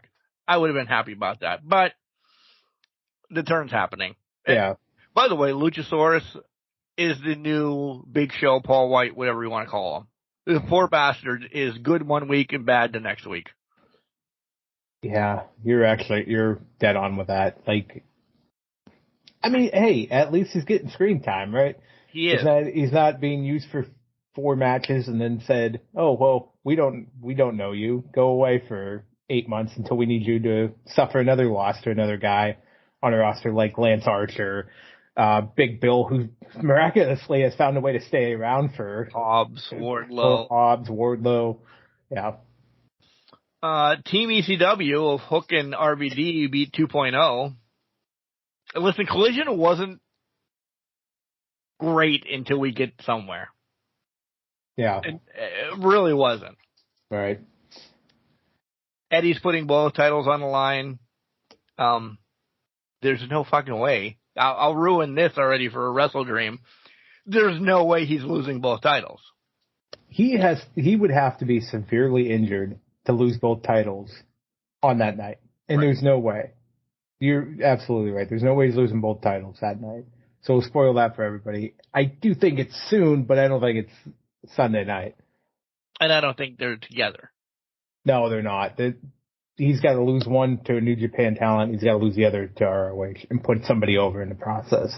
Yes. As you said, Julia Hart, she beat the shit out of Kara Hogan. Sky comes out and gets spit on. Jay White against Andrade. I love this match. I did. Like, this is what I want to see. But I think there's a wrinkle to all of this because there's an injury. And that's the only reason why I think this match kind of happened. Because we have to get Jay White some wins to make him, I'm not saying this, but I am, notable in singles competition.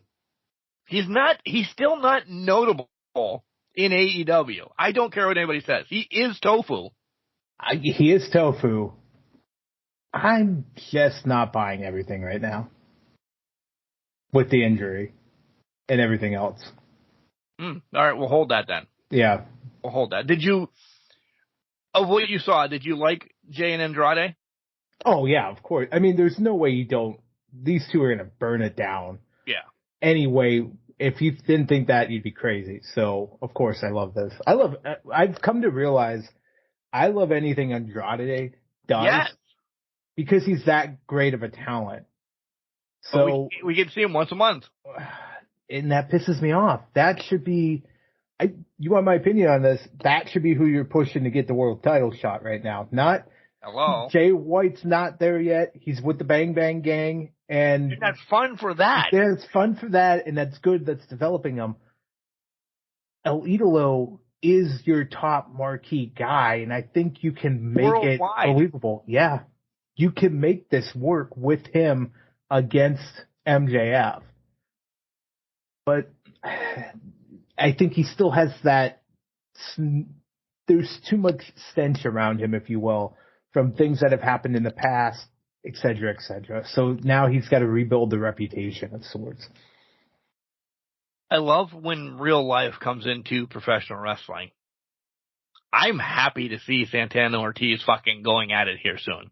I am too. I love them as Pride and Powerful, Santana Ortiz, or whatever. I think this is going to be where I'm going to call it mid card because listen, they're not main eventers or anything like that. I think this feud is going to steal a lot, and I mean of goodness. I think it's going to go under a lot of people's radar because you're only looking at them through the tag team lens. When this happens, when it fully happens, which I'm guessing Full Gear, this is going to be something to watch and something that could steal the show just because of the personal elements put into it. It's the story and the personal elements that are in this. It'll be yet to be seen what we look at, what they look like from a individual person standpoint. But the elements here will make for excellent story over the next 6 weeks. Agreed. FDR destroys Workhorseman with Aussie Open on commentary. Really, right. I don't want to say dick-wise, nothing to take out of this because we know the match is going to be what the match is going to be. We know what the match is going to be. It's more or less just getting some guys that have worked their asses off and coming up through the system, get them some screen time, get them some decent matches and that with FTR and that. CJ with Lexi. Miro and her are definitely not going together for a while. Yeah. Yeah. Who is she going to manage? I feel like they're going to bring it back to Hobbs. And Big Bill. For a while. To make Miro jealous. Then it's Miro beats Hobbs, Big Bill, or there's some sort of... He isn't around anymore. Or they need to bring him back for his one match a year. Well, I guess third match of the year. He fights every quarter, so... He does. Yeah. Coming up. Gets 4 matches in New Japan, gets one on Rampage, and then gets tossed on Dynamite. And then we're done. Match of the week for me is Starks and Danielson. On everything about it. Yeah. I didn't know. And I was okay either way. If Starks got the win, I'm like, okay, it's about fucking time. Danielson, clearly it's Danielson's collision. Yeah. If you didn't realize in the last couple weeks since Punk has been gone, you've seen him a lot. This is now the guy running the show behind the curtain, has worked with Tony, has done producing this, that, and the other thing. This is Danielson's show now. Mm-hmm. And I don't care. And I didn't care that if it was Punk's or not, and I'm not saying it mean. This was my match of the week. Yeah. The other two that I brought up, Io and Asuka, were awesome. And what was the other one I brought up? Shit. Was it Dom and Dragon? Yeah. But this had every element that I love. I legit had no clue what did Bailey just do? Started going, like I heard something get kicked and then she started making noise behind me. The psycho knee with the chain. We see this all the time. Yeah. Anymore with the chains or barbells or whatever. Not a barbell. Shut up, Mark. Yeah, whatever. Yeah. But that was her. Bailey's broke, by the way. I love this. I loved everything about it. And does it excel Danielson anymore? No. I don't believe just because he beat Ricky Starks, he's now in the title hunt. This was just a fucking blood feud. It was a blood feud, but it also elevated Starks to the next level because they needed to push Starks. Starks isn't there yet, but Danielson is. This, to your point, this is Danielson's show or swan song for the next year. Yep. Until he retires. So he's going to put on match after match to elevate the talent that he knows is going to be who needs to take over when he retires in the next year. Ricky Starks was the first element of that. So he's elevated Starks. Now Starks is one of the main guys on this show. Look for him to work down the line. He's going to eventually go him and Jay White in a series of classics. So that, to that point, will bring Jay White to that upper echelon and make him a threat. He's going to start making people these threats across the show. And this match and this whole series of matches has really proven that that's where Danielson's mindset. Ricky may have lost the war, per se, but he is now light years more intense and better than when he started this feud back in August with Punk. Punk wasn't elevating Starks. Danielson has been. I was dead. And you just read my question. If this was still Punk and Starks, would we look at this the same way? No, it would have floundered. Because he would have lost twice to Punk. And then it would have been about Punk's ego. I'm the real world champion, da-da-da-da-da. Now, this has nothing to do with titles. This is one guy versus another guy. They hate each other. It's blood, guts, and money at this point. Somebody's going to bleed, da-da-da-da-da. That's where this plays into it, and that's where you escalate people to the next extent is they don't need to be in a title match per se. They need to be in something with a veteran to make them greater. And that's how you get them to that next level. Exactly what they did in this. Yes, exactly. Switching to Dynamite. Dynamite was blowed up. I really wanted Jeff Jarrett to beat Phoenix. I don't, it's nothing against Phoenix. He got the title because there was an injury, this, that, and the other thing. Kind of transition where they're going. They're kind of transitioning where they're going because shit, later on down the line you have, and we're going to put both of these together, Nick Jackson, Brian Cage, and Claudio.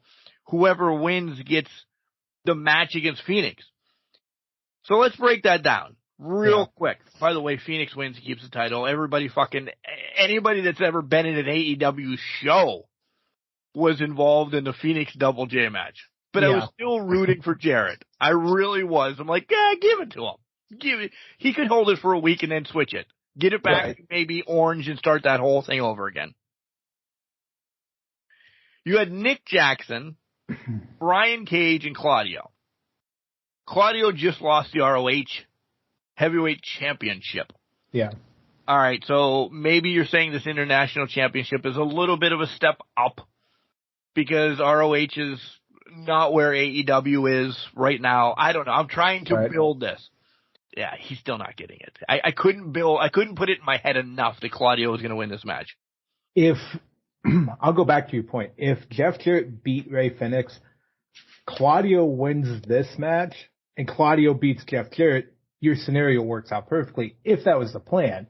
Right. But you gave away the winner of the match in the first match.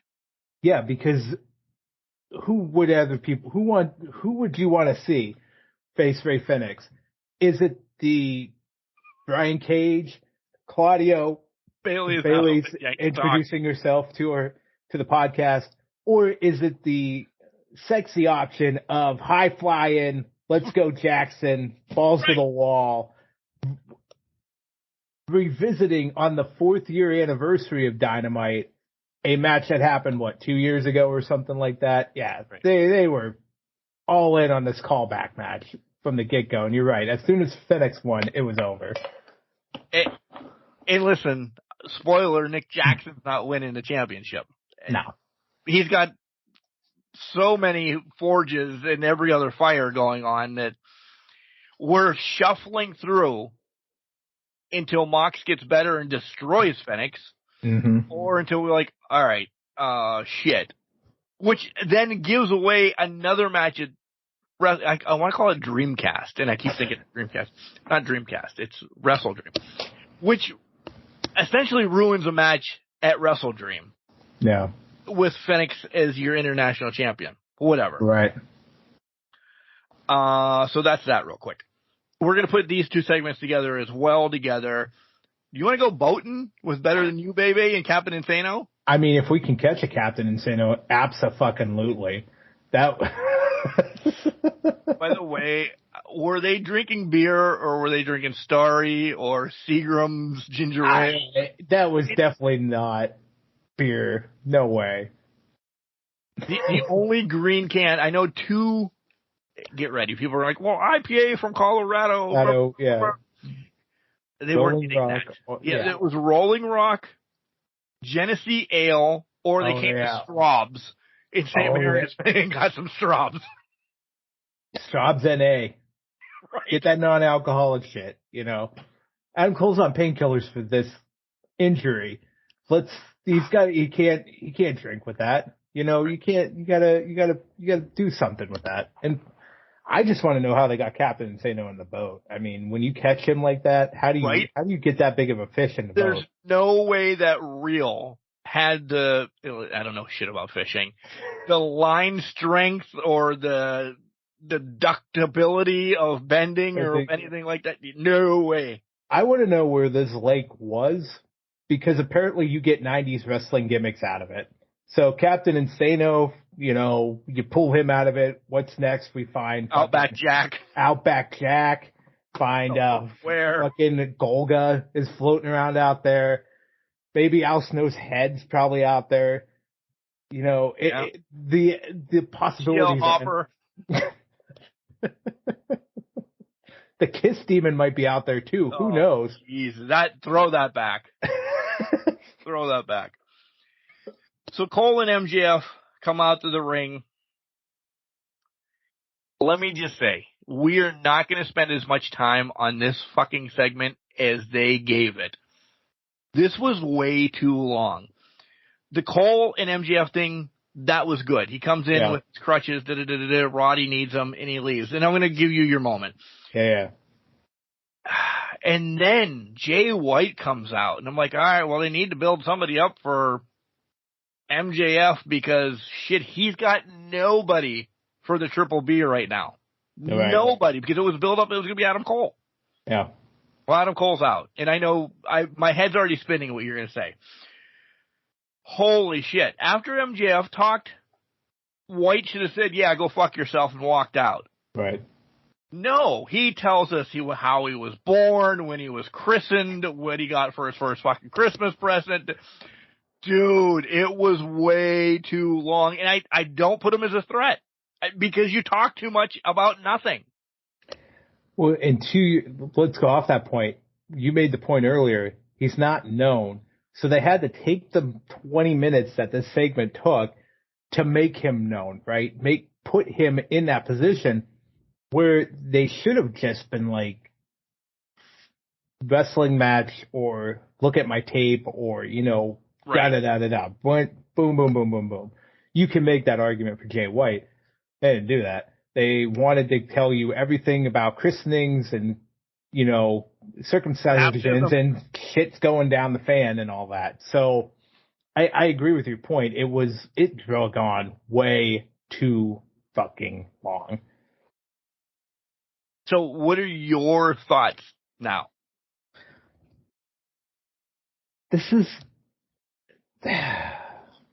I'm probably dead wrong. He's probably injured. Da-da-da-da-da. But for some reason, I smell a snake in the grass. How do you get Adam Cole to turn on MJF? You've put him... Adam Cole has made MJF do more work in the past month and a half than MJF has done in his entire career, right? So you're sitting here, you're like, okay, so, now I'm injured. But he goes running when Roddy calls him. He really didn't run. Well, he didn't run, but he crutched his way up the ramp to go save Roddy. To me,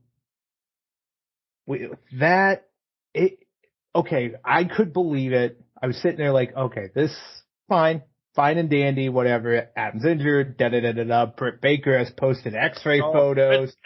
By the way.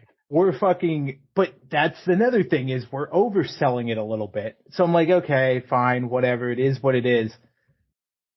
You've convinced him, MJF, to have his own idea to have a handicap match for the tag team titles at WrestleDream. That's never happened before.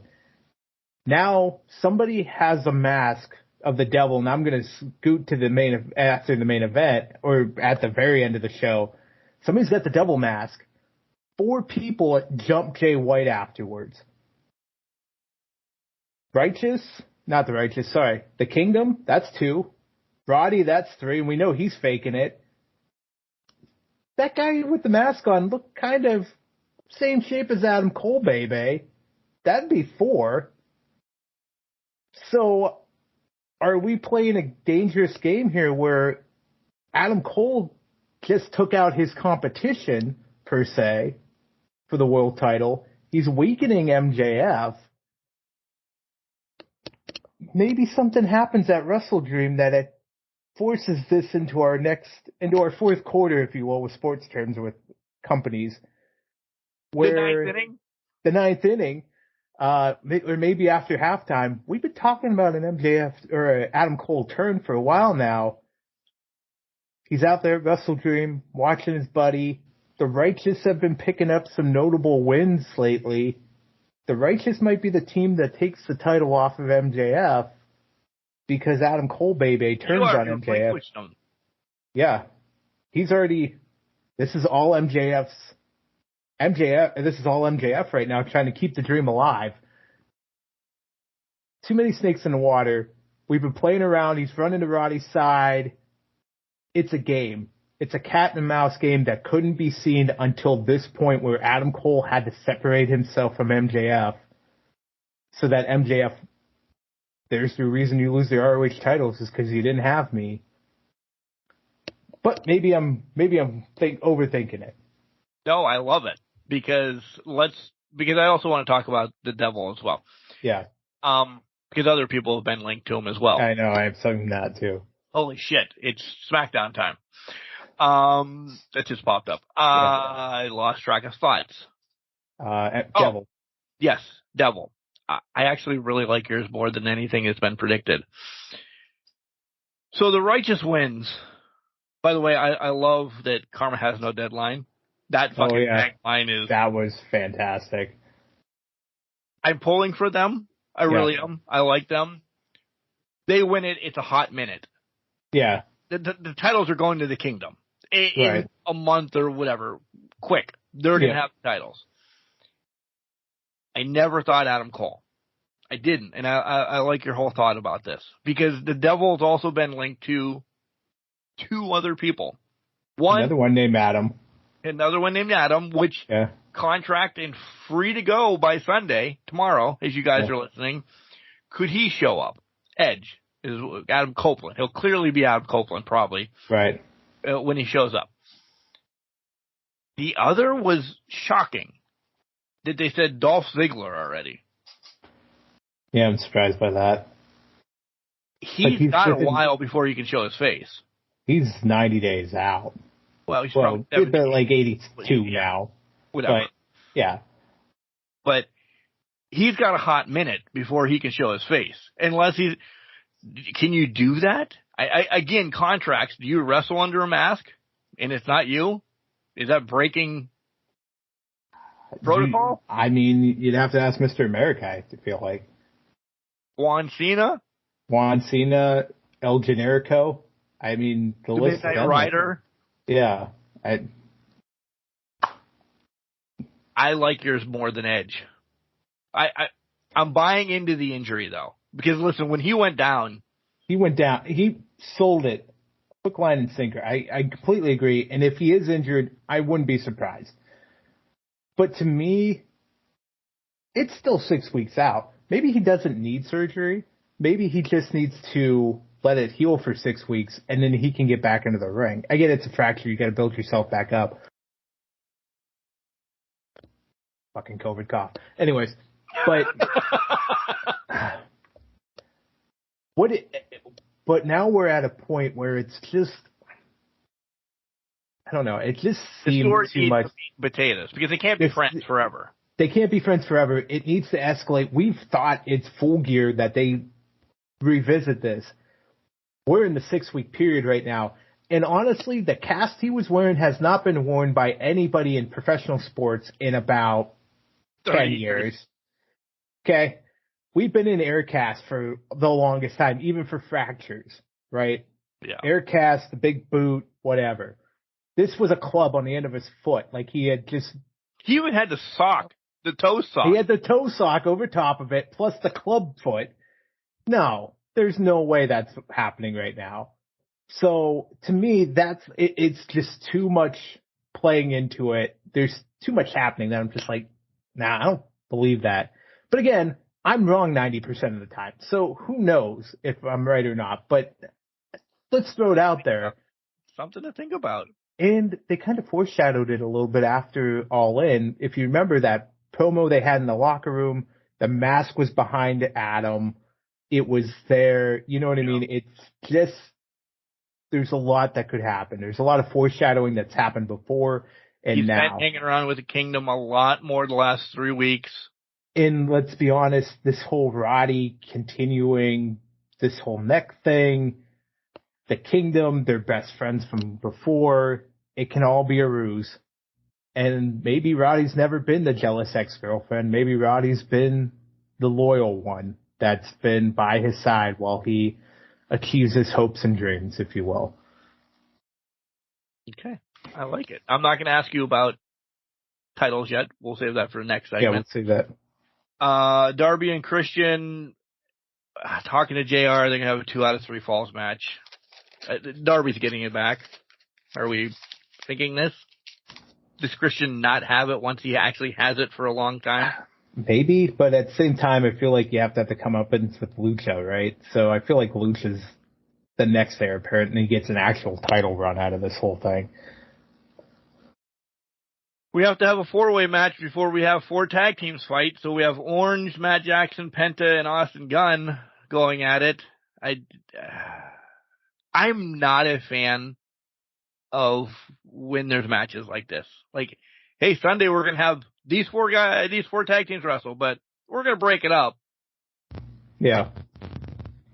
I feel like if they put if there was like a stipulation, so let's say maybe it's a gauntlet match and there's 5 teams, 5-way winner the 5-way, you pick who you want if your team to go face for it, and if they win, they are you're the last entry, last team into it. I think that adds a new flavor, a new ripple to it. But to your point, if it's just a fatal 4-way to get us to Sunday, then you might as well just have the 2 tag team matches and go from there. Right. It fills more time because this was a decent match, but Julia gets another win with a moonsault this time. So she's showing versatility. She is. Yep. She's just showing off, showing big. And we're going straight for Chris at this point, which I was kind of surprised this got escalated as quickly as it did. It did. I think it's for a reason. What's your reason? I'm going to save. Oh, I got. Oh, do save it. Save it. You save your secrets. I know for the next. Yeah. I think there's a lot of, even though that we forgot WrestleDream was coming up in the last day. 8 hours. I have predicted the next coming of Nostradamus. So that's to come. I can't wait to hear that tidbit. AEW is not the best ending shows with contract signings yet. True. Yeah. This one was rough. I just not on. I mean, I'm not a big fan with contract signings ending any show. WWE, NWA, Impact, your mom's wrestling federation, anything like that. I don't mean your mom's. I just meant your mom. Yeah. I just, that's the main thing in your show. A contract signing. Yeah, not even. Biggest thing in your show. And no hate for Swerve or Hangman. This isn't the biggest match on the pay-per-view. No, it's not. It's the Dream match is probably the biggest match out there. Right. But they didn't even put that on. Like, that didn't even get the screen time it deserved. None. No. But it more and more to me, it feels like they're just building it up so that it seems like they're building it up either for Swerve's going to take a mighty fall or Swerve's going to get to the next level in echelon. And I'm hoping it's next level in the echelon. I think it has to be. We'll see where we land in our predictions, but get him there. Just get him somewhere. Let's see how this plays out. Because he had a great couple lines, ending with the buckshot and the kill shot line. I thought that was great. Great callback to Lucha Underground in that. Will it be a defining moment in the path of Swerve? We'll see what happens with that. We'll see. Wow, they're in the whole Bloodline game. More on that next week. I can't see anything. There's nothing on back here. Okay. So, all right. Time for predictions. We're going to wrap it like just that. Boom. Wrestling. Anything else you want to talk about? Wrestling? Anything you saw independently you want to talk about? Nothing. Listen. You weren't watching anything independently this week. Let's just throw that out there. Yeah, let's throw this out there. It was fun trying to find something to find time to watch something not independently this week. So, by the way, I have the X Twitter, whatever, X gonna get you. Apparently, I'm not watching this fully yet because I'm waiting till after the podcast. They have released a retro video game throwback of tomorrow's NXT No Mercy, and they're doing it to the No Mercy video game. Oh, no fucking way. It's out here. WrestleOps has it posted. I don't know why that went off my... But yeah, it started... The only thing I've seen so far is just trickulations of names coming through, like Trick Williams and that. Oh yeah, they got the characters built out, that type of thing. So that's pretty cool right now. Huh. So I'm going to have to watch that later on. But yeah, for sure. All right. Yeah, that's All right. probably as soon as we get done doing the pod. As I'm editing, I'll do that. All right. We're going to take a break. We're going to come back with WrestleDream predictions, wrap this show up, and I don't know, go on from there. Maybe shimmy. Maybe we'll shimmy a little bit. We'll see what happens when we come back. We're going to shimmy. You shimmy. I'll shake. This is your boy Jason Dugan, one half of the team Brothers in Arms. If you got nothing better else to do, why don't you go ahead and listen to Can Crushers? California Love. Welcome back, Can Crushers, to segment 3, our wrestling predictions. Mark, that had 2 layers to it. It Well, really 3 did. layers. Well, 3 actually now. Yeah. 3. One nobody else will know. But yeah, One nobody else will know. But if you would have stayed, by the way, I just saw that NXT is in Bakersfield. You should have stayed in California. I should have thought it through. I could have went to Bakersfield. It probably, I think it's like White 2 Yoke. hours away. Right. Yeah, right. But, so I was in California, obviously, and today they arrested a suspect in Tupac's murder. So I had to drop the California Love. Right? Yeah. So it just felt right at this point. Suspect, what are we? We're really 30 years. We're right? about 30 years, yeah. Just under 30 years. I think it's like 27 or something like that, but yeah. Wow. Keep going, man. Yeah, you know? And this could lead to, this is really fucking off topic. This could lead to more. Oh yeah, there's definitely a roll down effect. If they got one, it's probably the low level guy, and it's gonna go. Yeah, he's turning. So yeah. Well, listen, you've lived 30 years. You're done now. So just spitfire. Exactly. So you're gonna be dreaming Sunday night, WrestleDream. By the way, not their best name. Title, whatever. I understand it. It's a lot of dream matches. It's cool, and I understand it's for Inoki and all of that.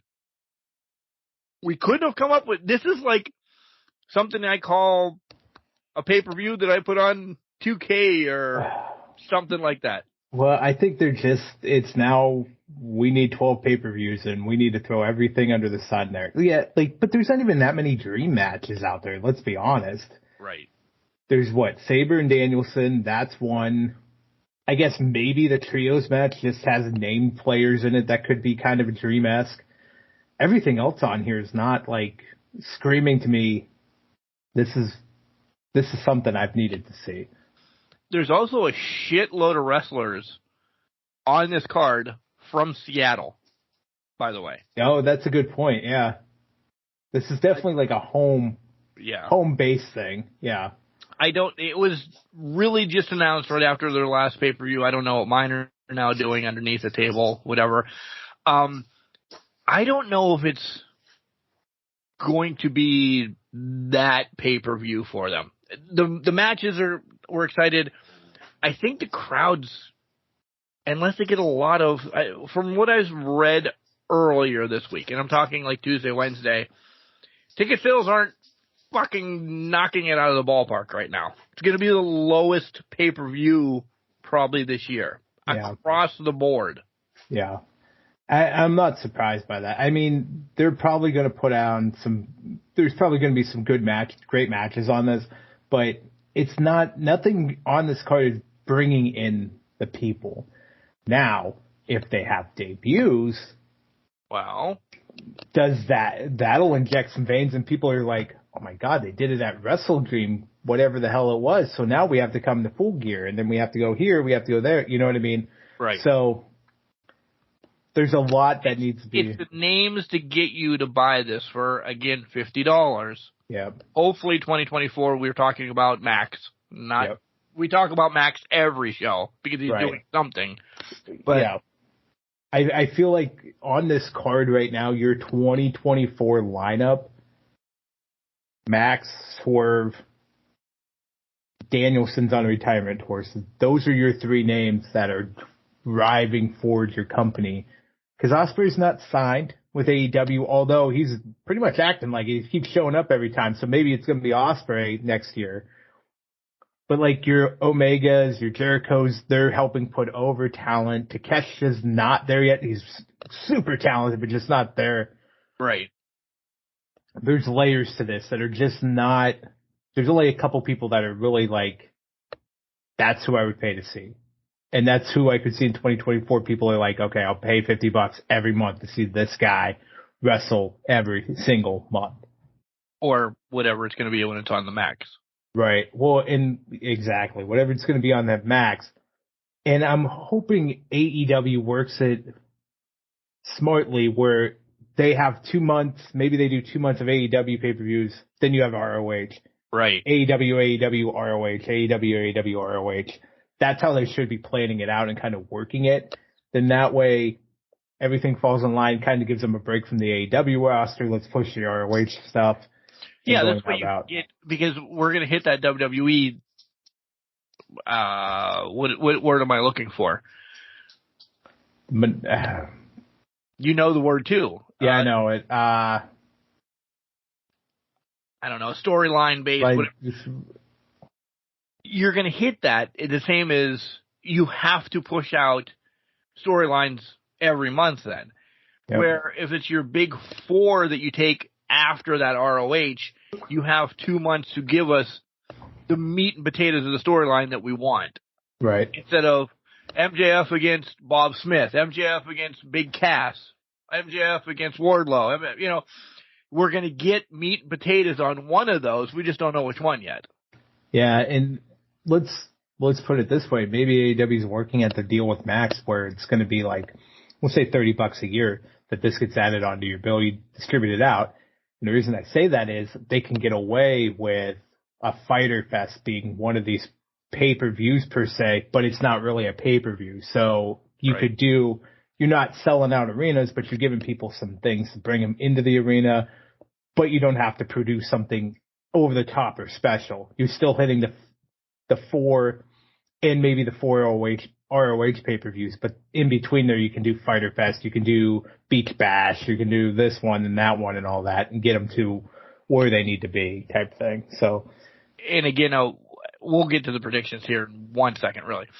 They better get a category of archive stuff. I want everything from AEW if I want to go back and watch it.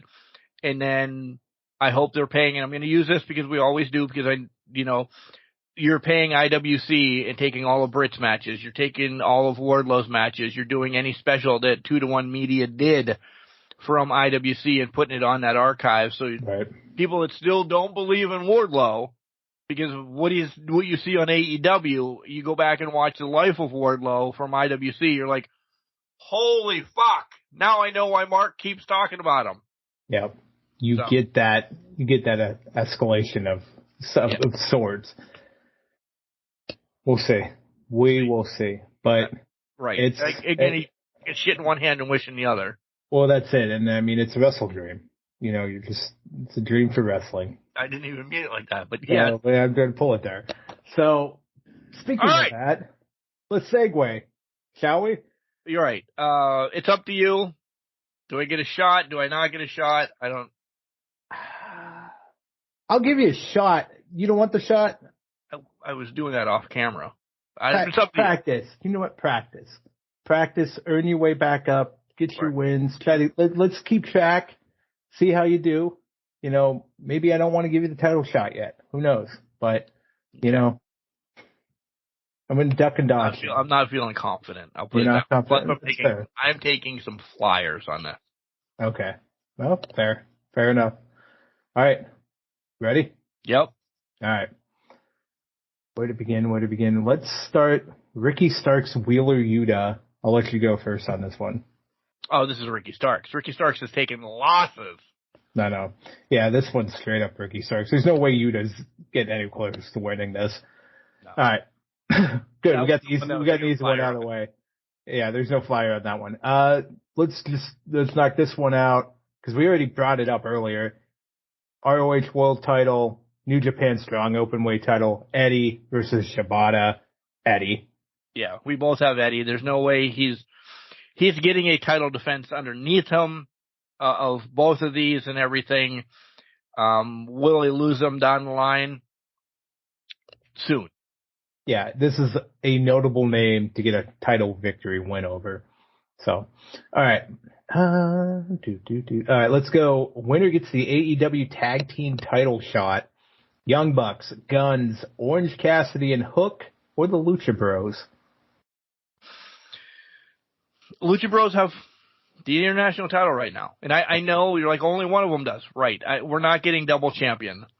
I know it's only a shot for it, but listen, we're not getting that. I think the Young Bucks are going to be involved in something else here in the near future. So I'm taking them out.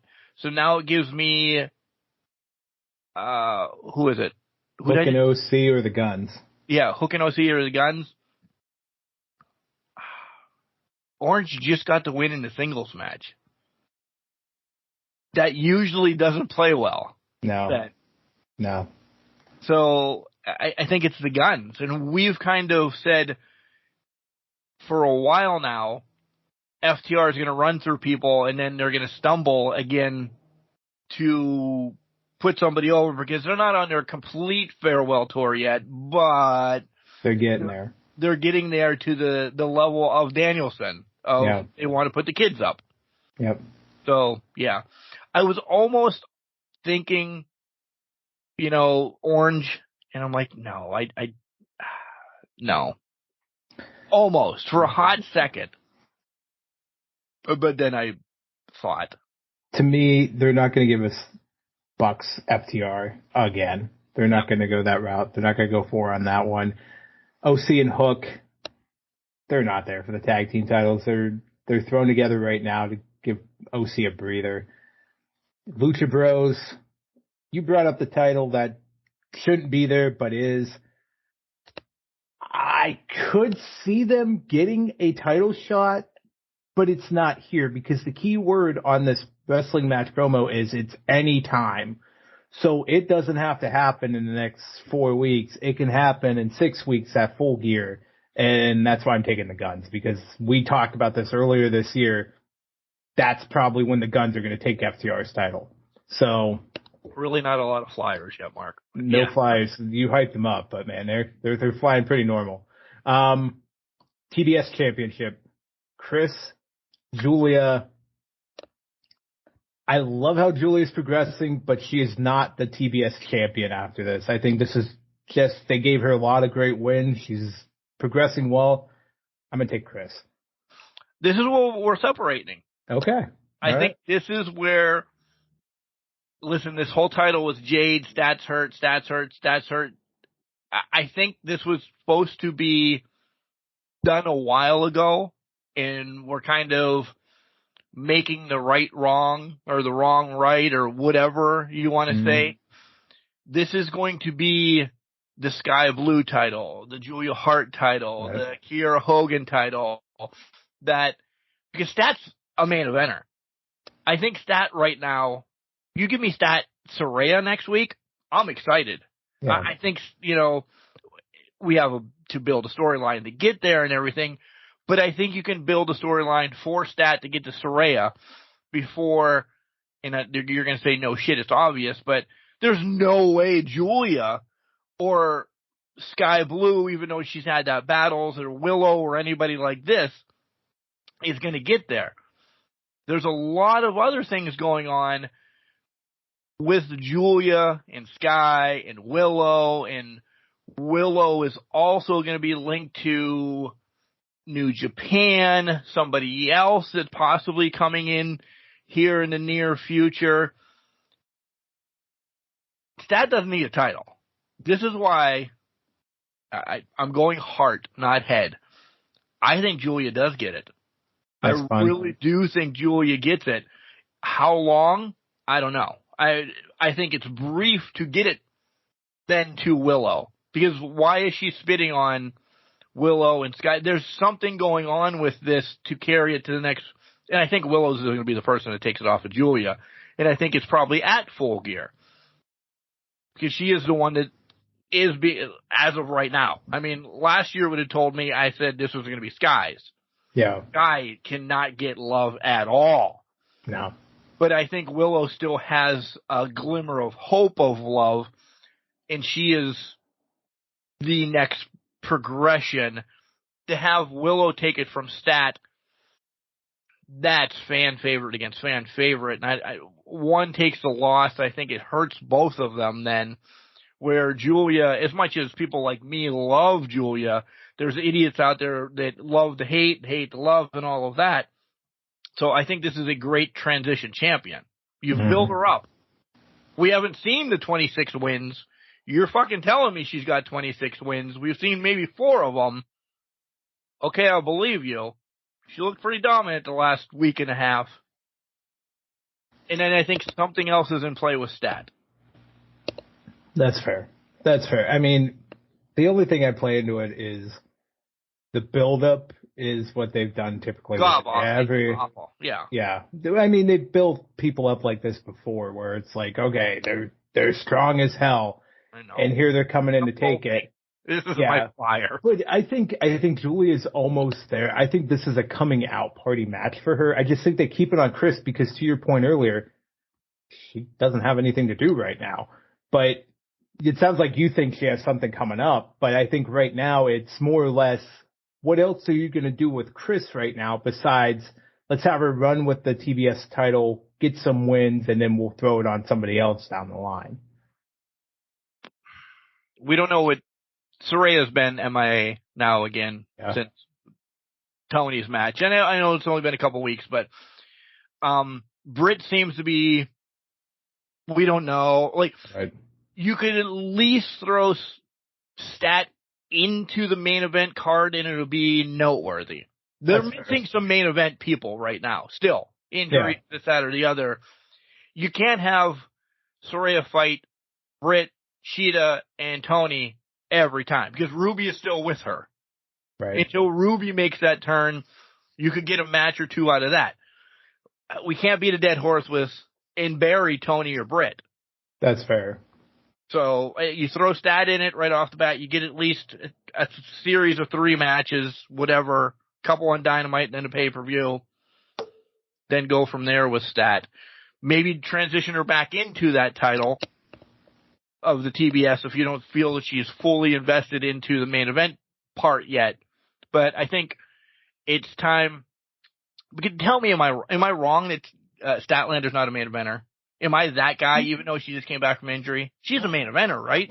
She is a main eventer, yeah. I mean, well, we talked about this when she beat Britt last week, is that win was to catapult her into, now she's believable. She may not be, let's put it this way, at her lowest bar, she is upper mid-card flirting with the line for main event. Right? Because, especially in AEW. And I didn't mean main eventer. I didn't mean over the show. But yeah, I know what you meant. Yeah. She's an upper card. She's right there at the line. So I think, to your point, even if she loses to Julia, puts her over that top in that. Also, but going off of your points that you're just making, is it too soon to flip the title off of Chris after she just beat Britt last weekend? Not if Julia spits on her. The spit has just come about in the last week again. But to that point, well, let's go off that point then. Does that hinders Chris, Julia, if anybody? Well, it hinders Julia, but does it hurt Chris that she falls to the mist trick? Whether this is new or not for Julia, Mist has been around for a while. So if you're in the group she's in, if you're not, this is probably way too thinking of this right now, but I'm going here. If you're not going into a match thinking Julia Hart could spit black mist on me, blind me, da-da-da-da-da, does that hurt your Shame on character? her for not- Yeah, exactly. And does that hurt your character for not realizing that? It's a great point on your end, and I'm overthinking it. But I think at the same time, to me, it's like that kind of hurts you if you're not really expecting that to happen per se. But I don't believe how long we're staying on this match. I can't believe it either. But I also want to bring up Julia's last loss was to Statlander. So you're building her up. Okay, that's fair. If she loses again to Statlander, what does she do?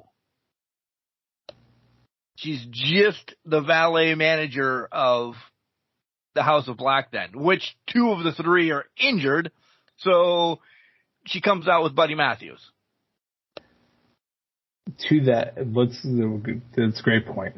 That's a fantastic point.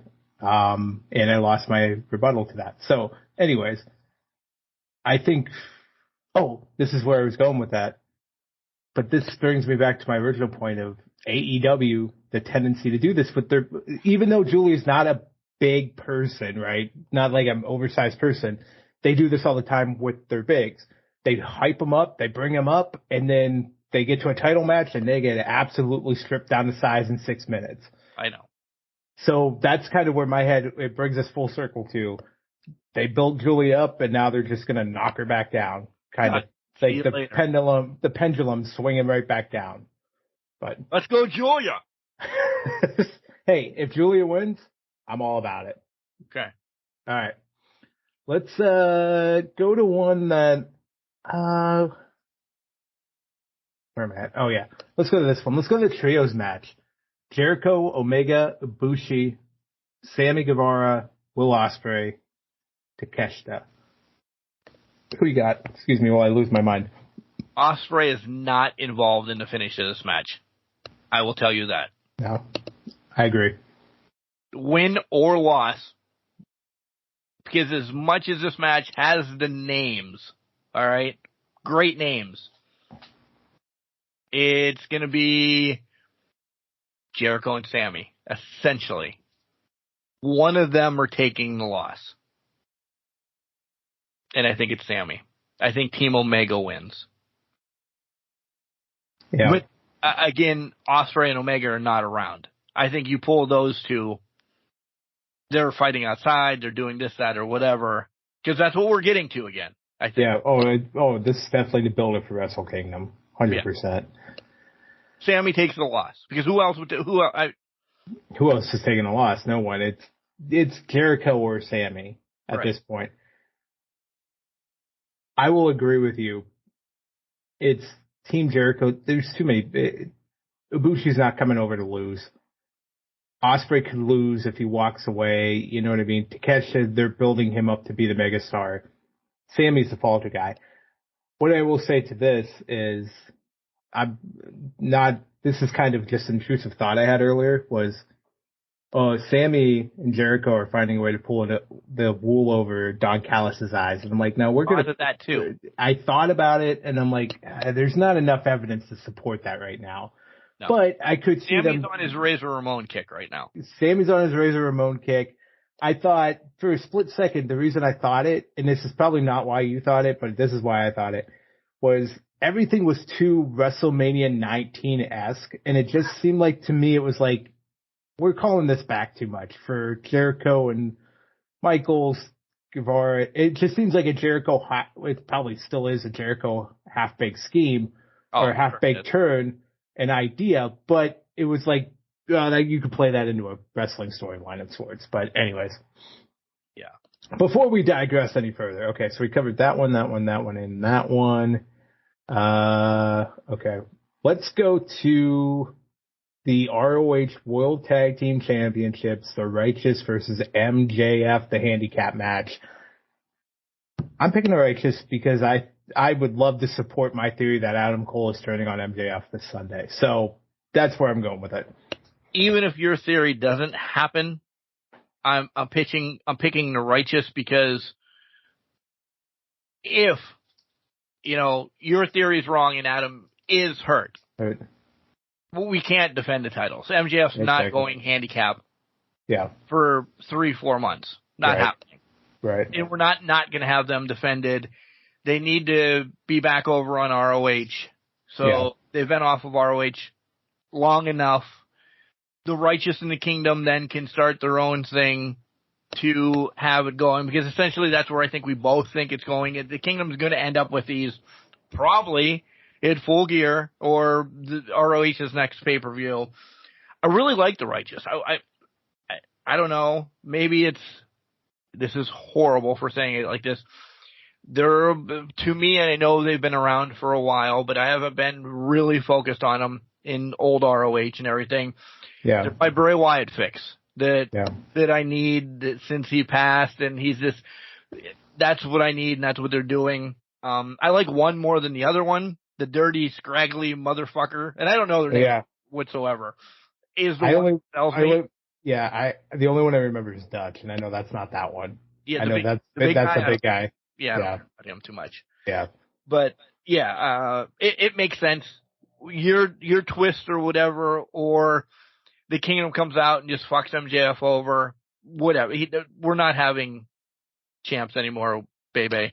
Yeah, if it's not Adam Cole's turn, I think Jay White will make the cut, because then you think about it, ties back to he thinks MJF is the devil, da-da-da-da-da. You build into your storyline there. So, all right, cool. Let's do the other tag team title. AEW World Tag Team Championships, FTR Aussie Open. I think we're both on the same page of this, but go ahead. We really are. I guess I really only have one flyer then. Plenty of flyers. Essentially because we broke it down in the Guns match. Yeah. We think that the Guns are going to be the next AEW champions. Yeah. This is going to be, in all honesty, this is going to be the match of the night. Oh, completely agree. I mean, they tore it down at Wrestle Kingdom earlier this year. They tore it down last year when they faced. This has match of the night written all over it. If FTR does lose, I'm not throwing any shade on it, because as of right now, it's FTR and Aussie Open, and get ready, hate real tag teams that are amazing. Yep. So if Aussie Open are going to be your AEW champions, cool, I'll run with that too. But then it throws a hitch in the Guns, because then the Guns. Yeah, it does, and then it also makes me really dread that it's like a transitional championship, like the ROH tag titles were. You know what I mean? So, but we'll see. All right, let's do. I'm gonna give this one its flowers before we get to the main event. Let's go 2 out of 3 falls for the TNT title: Christian Cage or Darby Allin. I'm going Christian because I think this is Luchasaurus Christian at Full Gear for this title. And I think Lucha gets the title from Christian for a true title run. When he's face again. When he's face again, yes. Because he was face for about 30 seconds in the match. Then he turned heel again that he's his buddy. Right, but by Full Gear, I think this is all blown up and he's going to be face again. Probably 5 minutes ago, I was going Darby. Because I thought maybe it was, okay, Christian now has it. They have to make this probably one of the shorter real title runs. They're going to mock him or whatever. Or does Lucha just cost him it and actually starts fighting with Christian? Because they don't need titles between the two of them. But I don't. Do they? Maybe one to remain relevant. Or is this where Edge comes in? Could be. You're froze, by the way. But that's okay. Now you're back. Yeah. Do we get the rekindling of Edge and Christian? Does he have somebody in his pocket? So my thoughts, as I get through all of that, yes, Christian is winning, and it's because we have somebody in the back hopper. I really think that there's going to be a rekindle, at least for a hot second, of Edge and Christian. I really do. I think if they do that, which is fine, I think it has to lead very quickly to a Luchasaurus turn because they're not feuding over the TNT title. There's no way. I think it's a hot second, 2 minute. Lucha could turn during this match, but Christian has somebody in his back pocket knowing just from Saturday night that Lucha was not happy. He felt vibe. There's a story that you could write real quick about this. But I guess that's fair. That's fair. I would say my only hang up is Edge would then be the henchman for Christian. And I think that is something my mind doesn't wrap around. Touché. So my thought is maybe Christian loses it. Now I'm flip-flopping, but I'm not going to change my guess. But let's go down this path. Maybe it's Christian prediction. loses. It's not a guess. It's prediction. Listen, I like to guesstimate and predict at the same time. But it doesn't change my prediction. But what Christian loses the title to Darby, he snaps, goes after Lucha, or Lucha leaves him or something like that. Edge enters the picture. Is that something that happens? I don't know. I don't know where the line is, and I don't know if what happens here, but Edge has to come into this play at some point. I just feel like it's somewhere along the line here. And WrestleDream, to your point, they have to make a pop. They have to make it. WrestleDream literally has the word dream in it. So your dream signing is Edge. Right. To come into it. And we're linking him with Christian right now because there's a feud or a team that's instant for him. Right. They know each other. They could be Edge's first match there. But what if it's not? Where else do you throw Edge? Not MJF right off the bat. No, it's right after the main event, and you revisit Danielson and Edge. One-on-one, unhinged, unfiltered, uncapped in AEW. I mean, it's the retirement tour for Danielson includes Edge. In his essential retirement tour, too? Yeah. Bing, bang, boom. I mean, you got money written up. That sells your Full Gear tickets in LA. Those two right at each other. And then you can have Christian pass him in the hall the first week, get it out of our systems, and then, okay. They take a 3-second pose. 3-second pop. 3-second pose, or they make two-side comments to each other, some shit that's not, it's passive-aggressive in nature. And then we move on, we'll see you at Revolution, Double or Nothing. And then that's when they'll fight. But that's the other part, that's the other piece that could happen, because somebody that big you put after the main event to kind of get, because you're at the absolute high. It's like the Adam Cole, Bryan Danielson all in 2021. They were at the absolute pinnacle when they both came out and ended the pay-per-view. Before we get to the main event, because that's what's next, right? We have one more match too. All right, let's do that. Then I want to pause. Okay. Swerve and Hangman. Oh. Yeah. So I'm going Swerve. I'm going Swerve too. Yeah, this is to get Swerve over the mountaintop and get him into the next level. So without a doubt. And it doesn't hurt Hangman. It doesn't. No, it doesn't. No, it doesn't. Whatsoever. My other random prediction, not on the books or anything, Thunder Rosa shows up. I don't know why, how, or whatever. Thunder Rosa's there. She's essentially cleared. She's finding a way back into a story, this, that, or whatever. I don't know. There's only one women's match, so it's rough.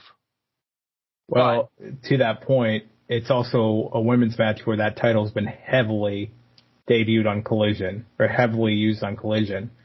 So maybe Julia does lose, and Rosa walks right up and is the challenger for Chris at that point. And that would benefit her, because, listen, since her injury, she's going to come back and not be a main event right off the bat. Yeah, exactly. So they're both starting at that point where they need to build each other up. That'll help them both get it to the next level. So, yeah. And do you think anybody else pops up? I mean, There's a litany of people that are just released. Yeah, but they're 90 days out. They're not ready yet. They're that 90-day window. So anybody, do you think, like in Aldis? Aldis, though, was doing some producer stuff and all that. I think Aldis is content. He's content. He's found a niche. And, you can go back to saying, I just did it for a one-off or whatnot. Listen, a lot of the problems that Mickie James had with WWE upon her release with the trash bag and all of that stuff, old regime. Now you're talking about the new regime, new company, new that. All this could be very content working with Triple H, working with some of the independent guys that they already have backstage, including Adam Pearce, who has shown that path forward for those indie guys is relevant in WWE. Yep. So I think Aldis, to your point, is content. Is there others that could be out there? Maybe Camille is ready to walk through the doors and cause an impact. But again, we're already struggling in space for women's matches on this card, let alone every other card in the company. So why would they stroll her out when there's a Thunder Rosa? Unless they're going to figure out a way to make that work. Who knows? But I can't see anybody else coming through that door. I threw all this just because he's always a high free agent. I really didn't think. The two, Rosa and Edge. Yeah, I think that's your big two. They walk through. Because WrestleDream, it's the newest pay-per-view, so they have to establish what it could be. Yeah, and make it a dream to watch every week. Or every year. Not every week, but every year. You know what I'm saying. Yeah. Anyways, I believe this is the main event. I haven't heard anything else called the main event. I haven't heard it not, yeah. Yeah. The dream match, Danielson, Zack Sabre Jr. Who you got?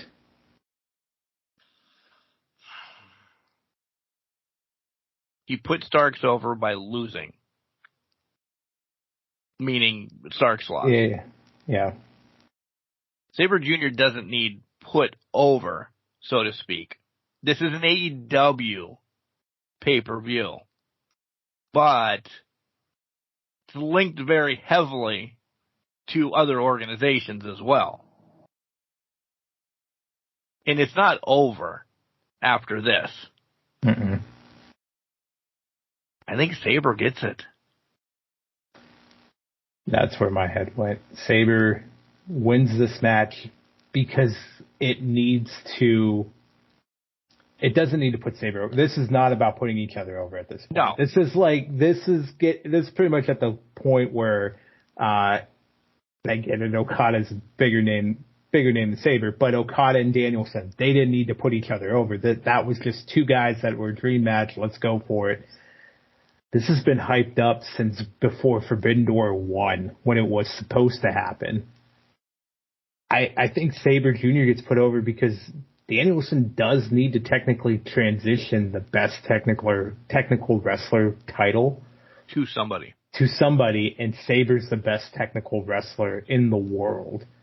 I think they revisit this again, but it's in Japan at Wrestle Kingdom. That's match 2. Match 1 goes Sabre Jr. here. Yep. 2 goes to Danielson. And then over there. Yeah, and then 3... Going to be like a 2 out of 3 falls match. 2 out of 3 falls. It's submission match. Is it at G1? Is it at Double or Nothing? Is it at Forbidden? It's probably at Forbidden Door because they like to do their spread out of the things. So Forbidden Door 3, let's revisit it. Submission match. Whoever wins, wins. But Danielson walks away. In ring, yeah. Yeah. Because this is his big rivalry now. Yeah, it really is. And there's nobody, in my mind, I'll put it that way, there's nobody else that can jump up and take over this. We've seen amazing other matches, but they're done. Yeah. If you want to give me Kenny and Danielson again for 60 minutes on Dynamite, great. We've seen it, though. We have seen it, and we'll get it again before it's all said and done because they have to. Somebody's got to win it because they drew the 30-minute one. So Maybe it's Sabre Danielson 60-minute Iron Man match. Right. So I really only had one flyer. And that's the only thing that we're separated on. And to that point, that flyer, not a stretch. Not really a stretch too much. But as I thought then about Thunder and everything, and maybe Julia loses to Thunder. I just really think that this was, and I'll always go back to the TBS title. Stat's a bigger name. Cargill made herself a bigger name. So that's why I don't think this title is ever supposed to have been as big as it is. And I hate to say that. I really do. But Julia's not there yet. Sky's not there yet. Willow's not there yet. When Velvet comes back, you can get those, and I'll keep defending all these youngsters like this. They need something to remain relevant instead of, oh, Sky Blue's got a great ass. Good, she's on Dynamite this week. That's not going to keep her career alive. At some point, you have to give her that prop of a title. Right. This is Julia's time. And that's fair. And I think, to your point about it getting bumped to the level it wasn't supposed to get to, it was supposed to be the workhorse title. Part of being the workhorse title is you have somebody in it that can be the workhorse, or have a group of young talent reaching for the stars so that they can surpass it and use it as a stepping stone. For Chris, she was the only one that could beat Jade to get over that stepping stone. And she has surpassed what the TBS title is, to your point earlier. So now, who do you give that to? Who do you christen to help give them a slight advantage over the other 3 or 4 women? It's nip a line. It's nip and tuck. It's a line. Who do you like more? Who do you think is going to be the best? That's going to keep it. Willow's great at engaging the audience, getting the power of positivity out there. Julia Hart is coming up. She shits on everybody. She's honing her craft. She's getting better in the ring, and that Sky Blue, besides the horny perverts that are out there in the crowd, is one of probably the better worker of all 3 of them. So she's got the working aspect. Willow has the crowd connection. Julia Hart has the heel, creepy work rate where she can still grow, and she's only 21 years old, so she has a whole, and Sky Blue's I think 20, some very young too. Yeah.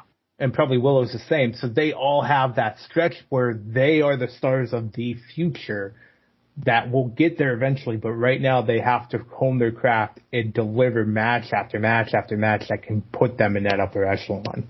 Right. And essentially just exchanging, and then we'll stop because we're a dead horse. You have to make them all noteworthy. When Sky Blue is fighting Statlander or whatever, I'm like, it's resume. Ethan's home. Yeah, no. Resume against resume. Right. It's never going to be on paper. You're like, this is Statlander's to win. Yeah. So you have to sprinkle that title around, and I'm okay. The TV title on NWA would change hand every so often, from Arn Anderson to this guy. Anderson would win it back. Then this guy, and Anderson would have been it back. You want to do that with this title. That's essentially what they're doing with the TNT title. They have just had that injury bug sidelined the women's division, and that's why I think they're kind of making it right this time.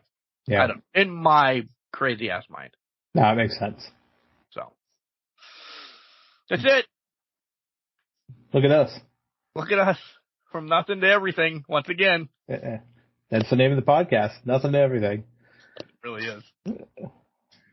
I will forget that in 30 seconds when I'm editing. What do you got going on this week? Busy. Thankfully it calms down and I don't have to travel cross country. But this week, Pumpkin Fest, maybe some football Sunday, back to work Monday, and everything in between until next Friday. So hopefully a normal-esque week ahead, I feel like. What about you? Nothing until 8 o'clock tomorrow night. I want to watch Pitt and Vatek or tonight as you guys are listening, do their thing. Sunday, I don't know. Ethan says we have Gatorade in the house now, so that's good. Kind of that, Sunday. Yeah, that's Sunday. Not right now. Now everybody's talking. Be on the Can Crushers. Hey, they need to be. Let's get all the stars on here. Hopefully normal work week. We have somebody coming back from vacation. The injury is still out there. We'll see. Yeah. One interview this week. So. Nice. Very nice. Hopefully. Yeah, right. Well, I actually should say this. I need to start doing my research for this spooky episode that we have coming up here at the end of the month. Right? The 25th. Yeah. So 25th. We gotta get on the Halloween shtick. So are we both gonna have? We'll talk off air. Never mind. We'll figure this out off air. Remember, just because you're trash doesn't mean you can't do great things. You're a garbage can, not a garbage can not. Make sure you tell your loved ones that you love them. Because you never know. Boop boop.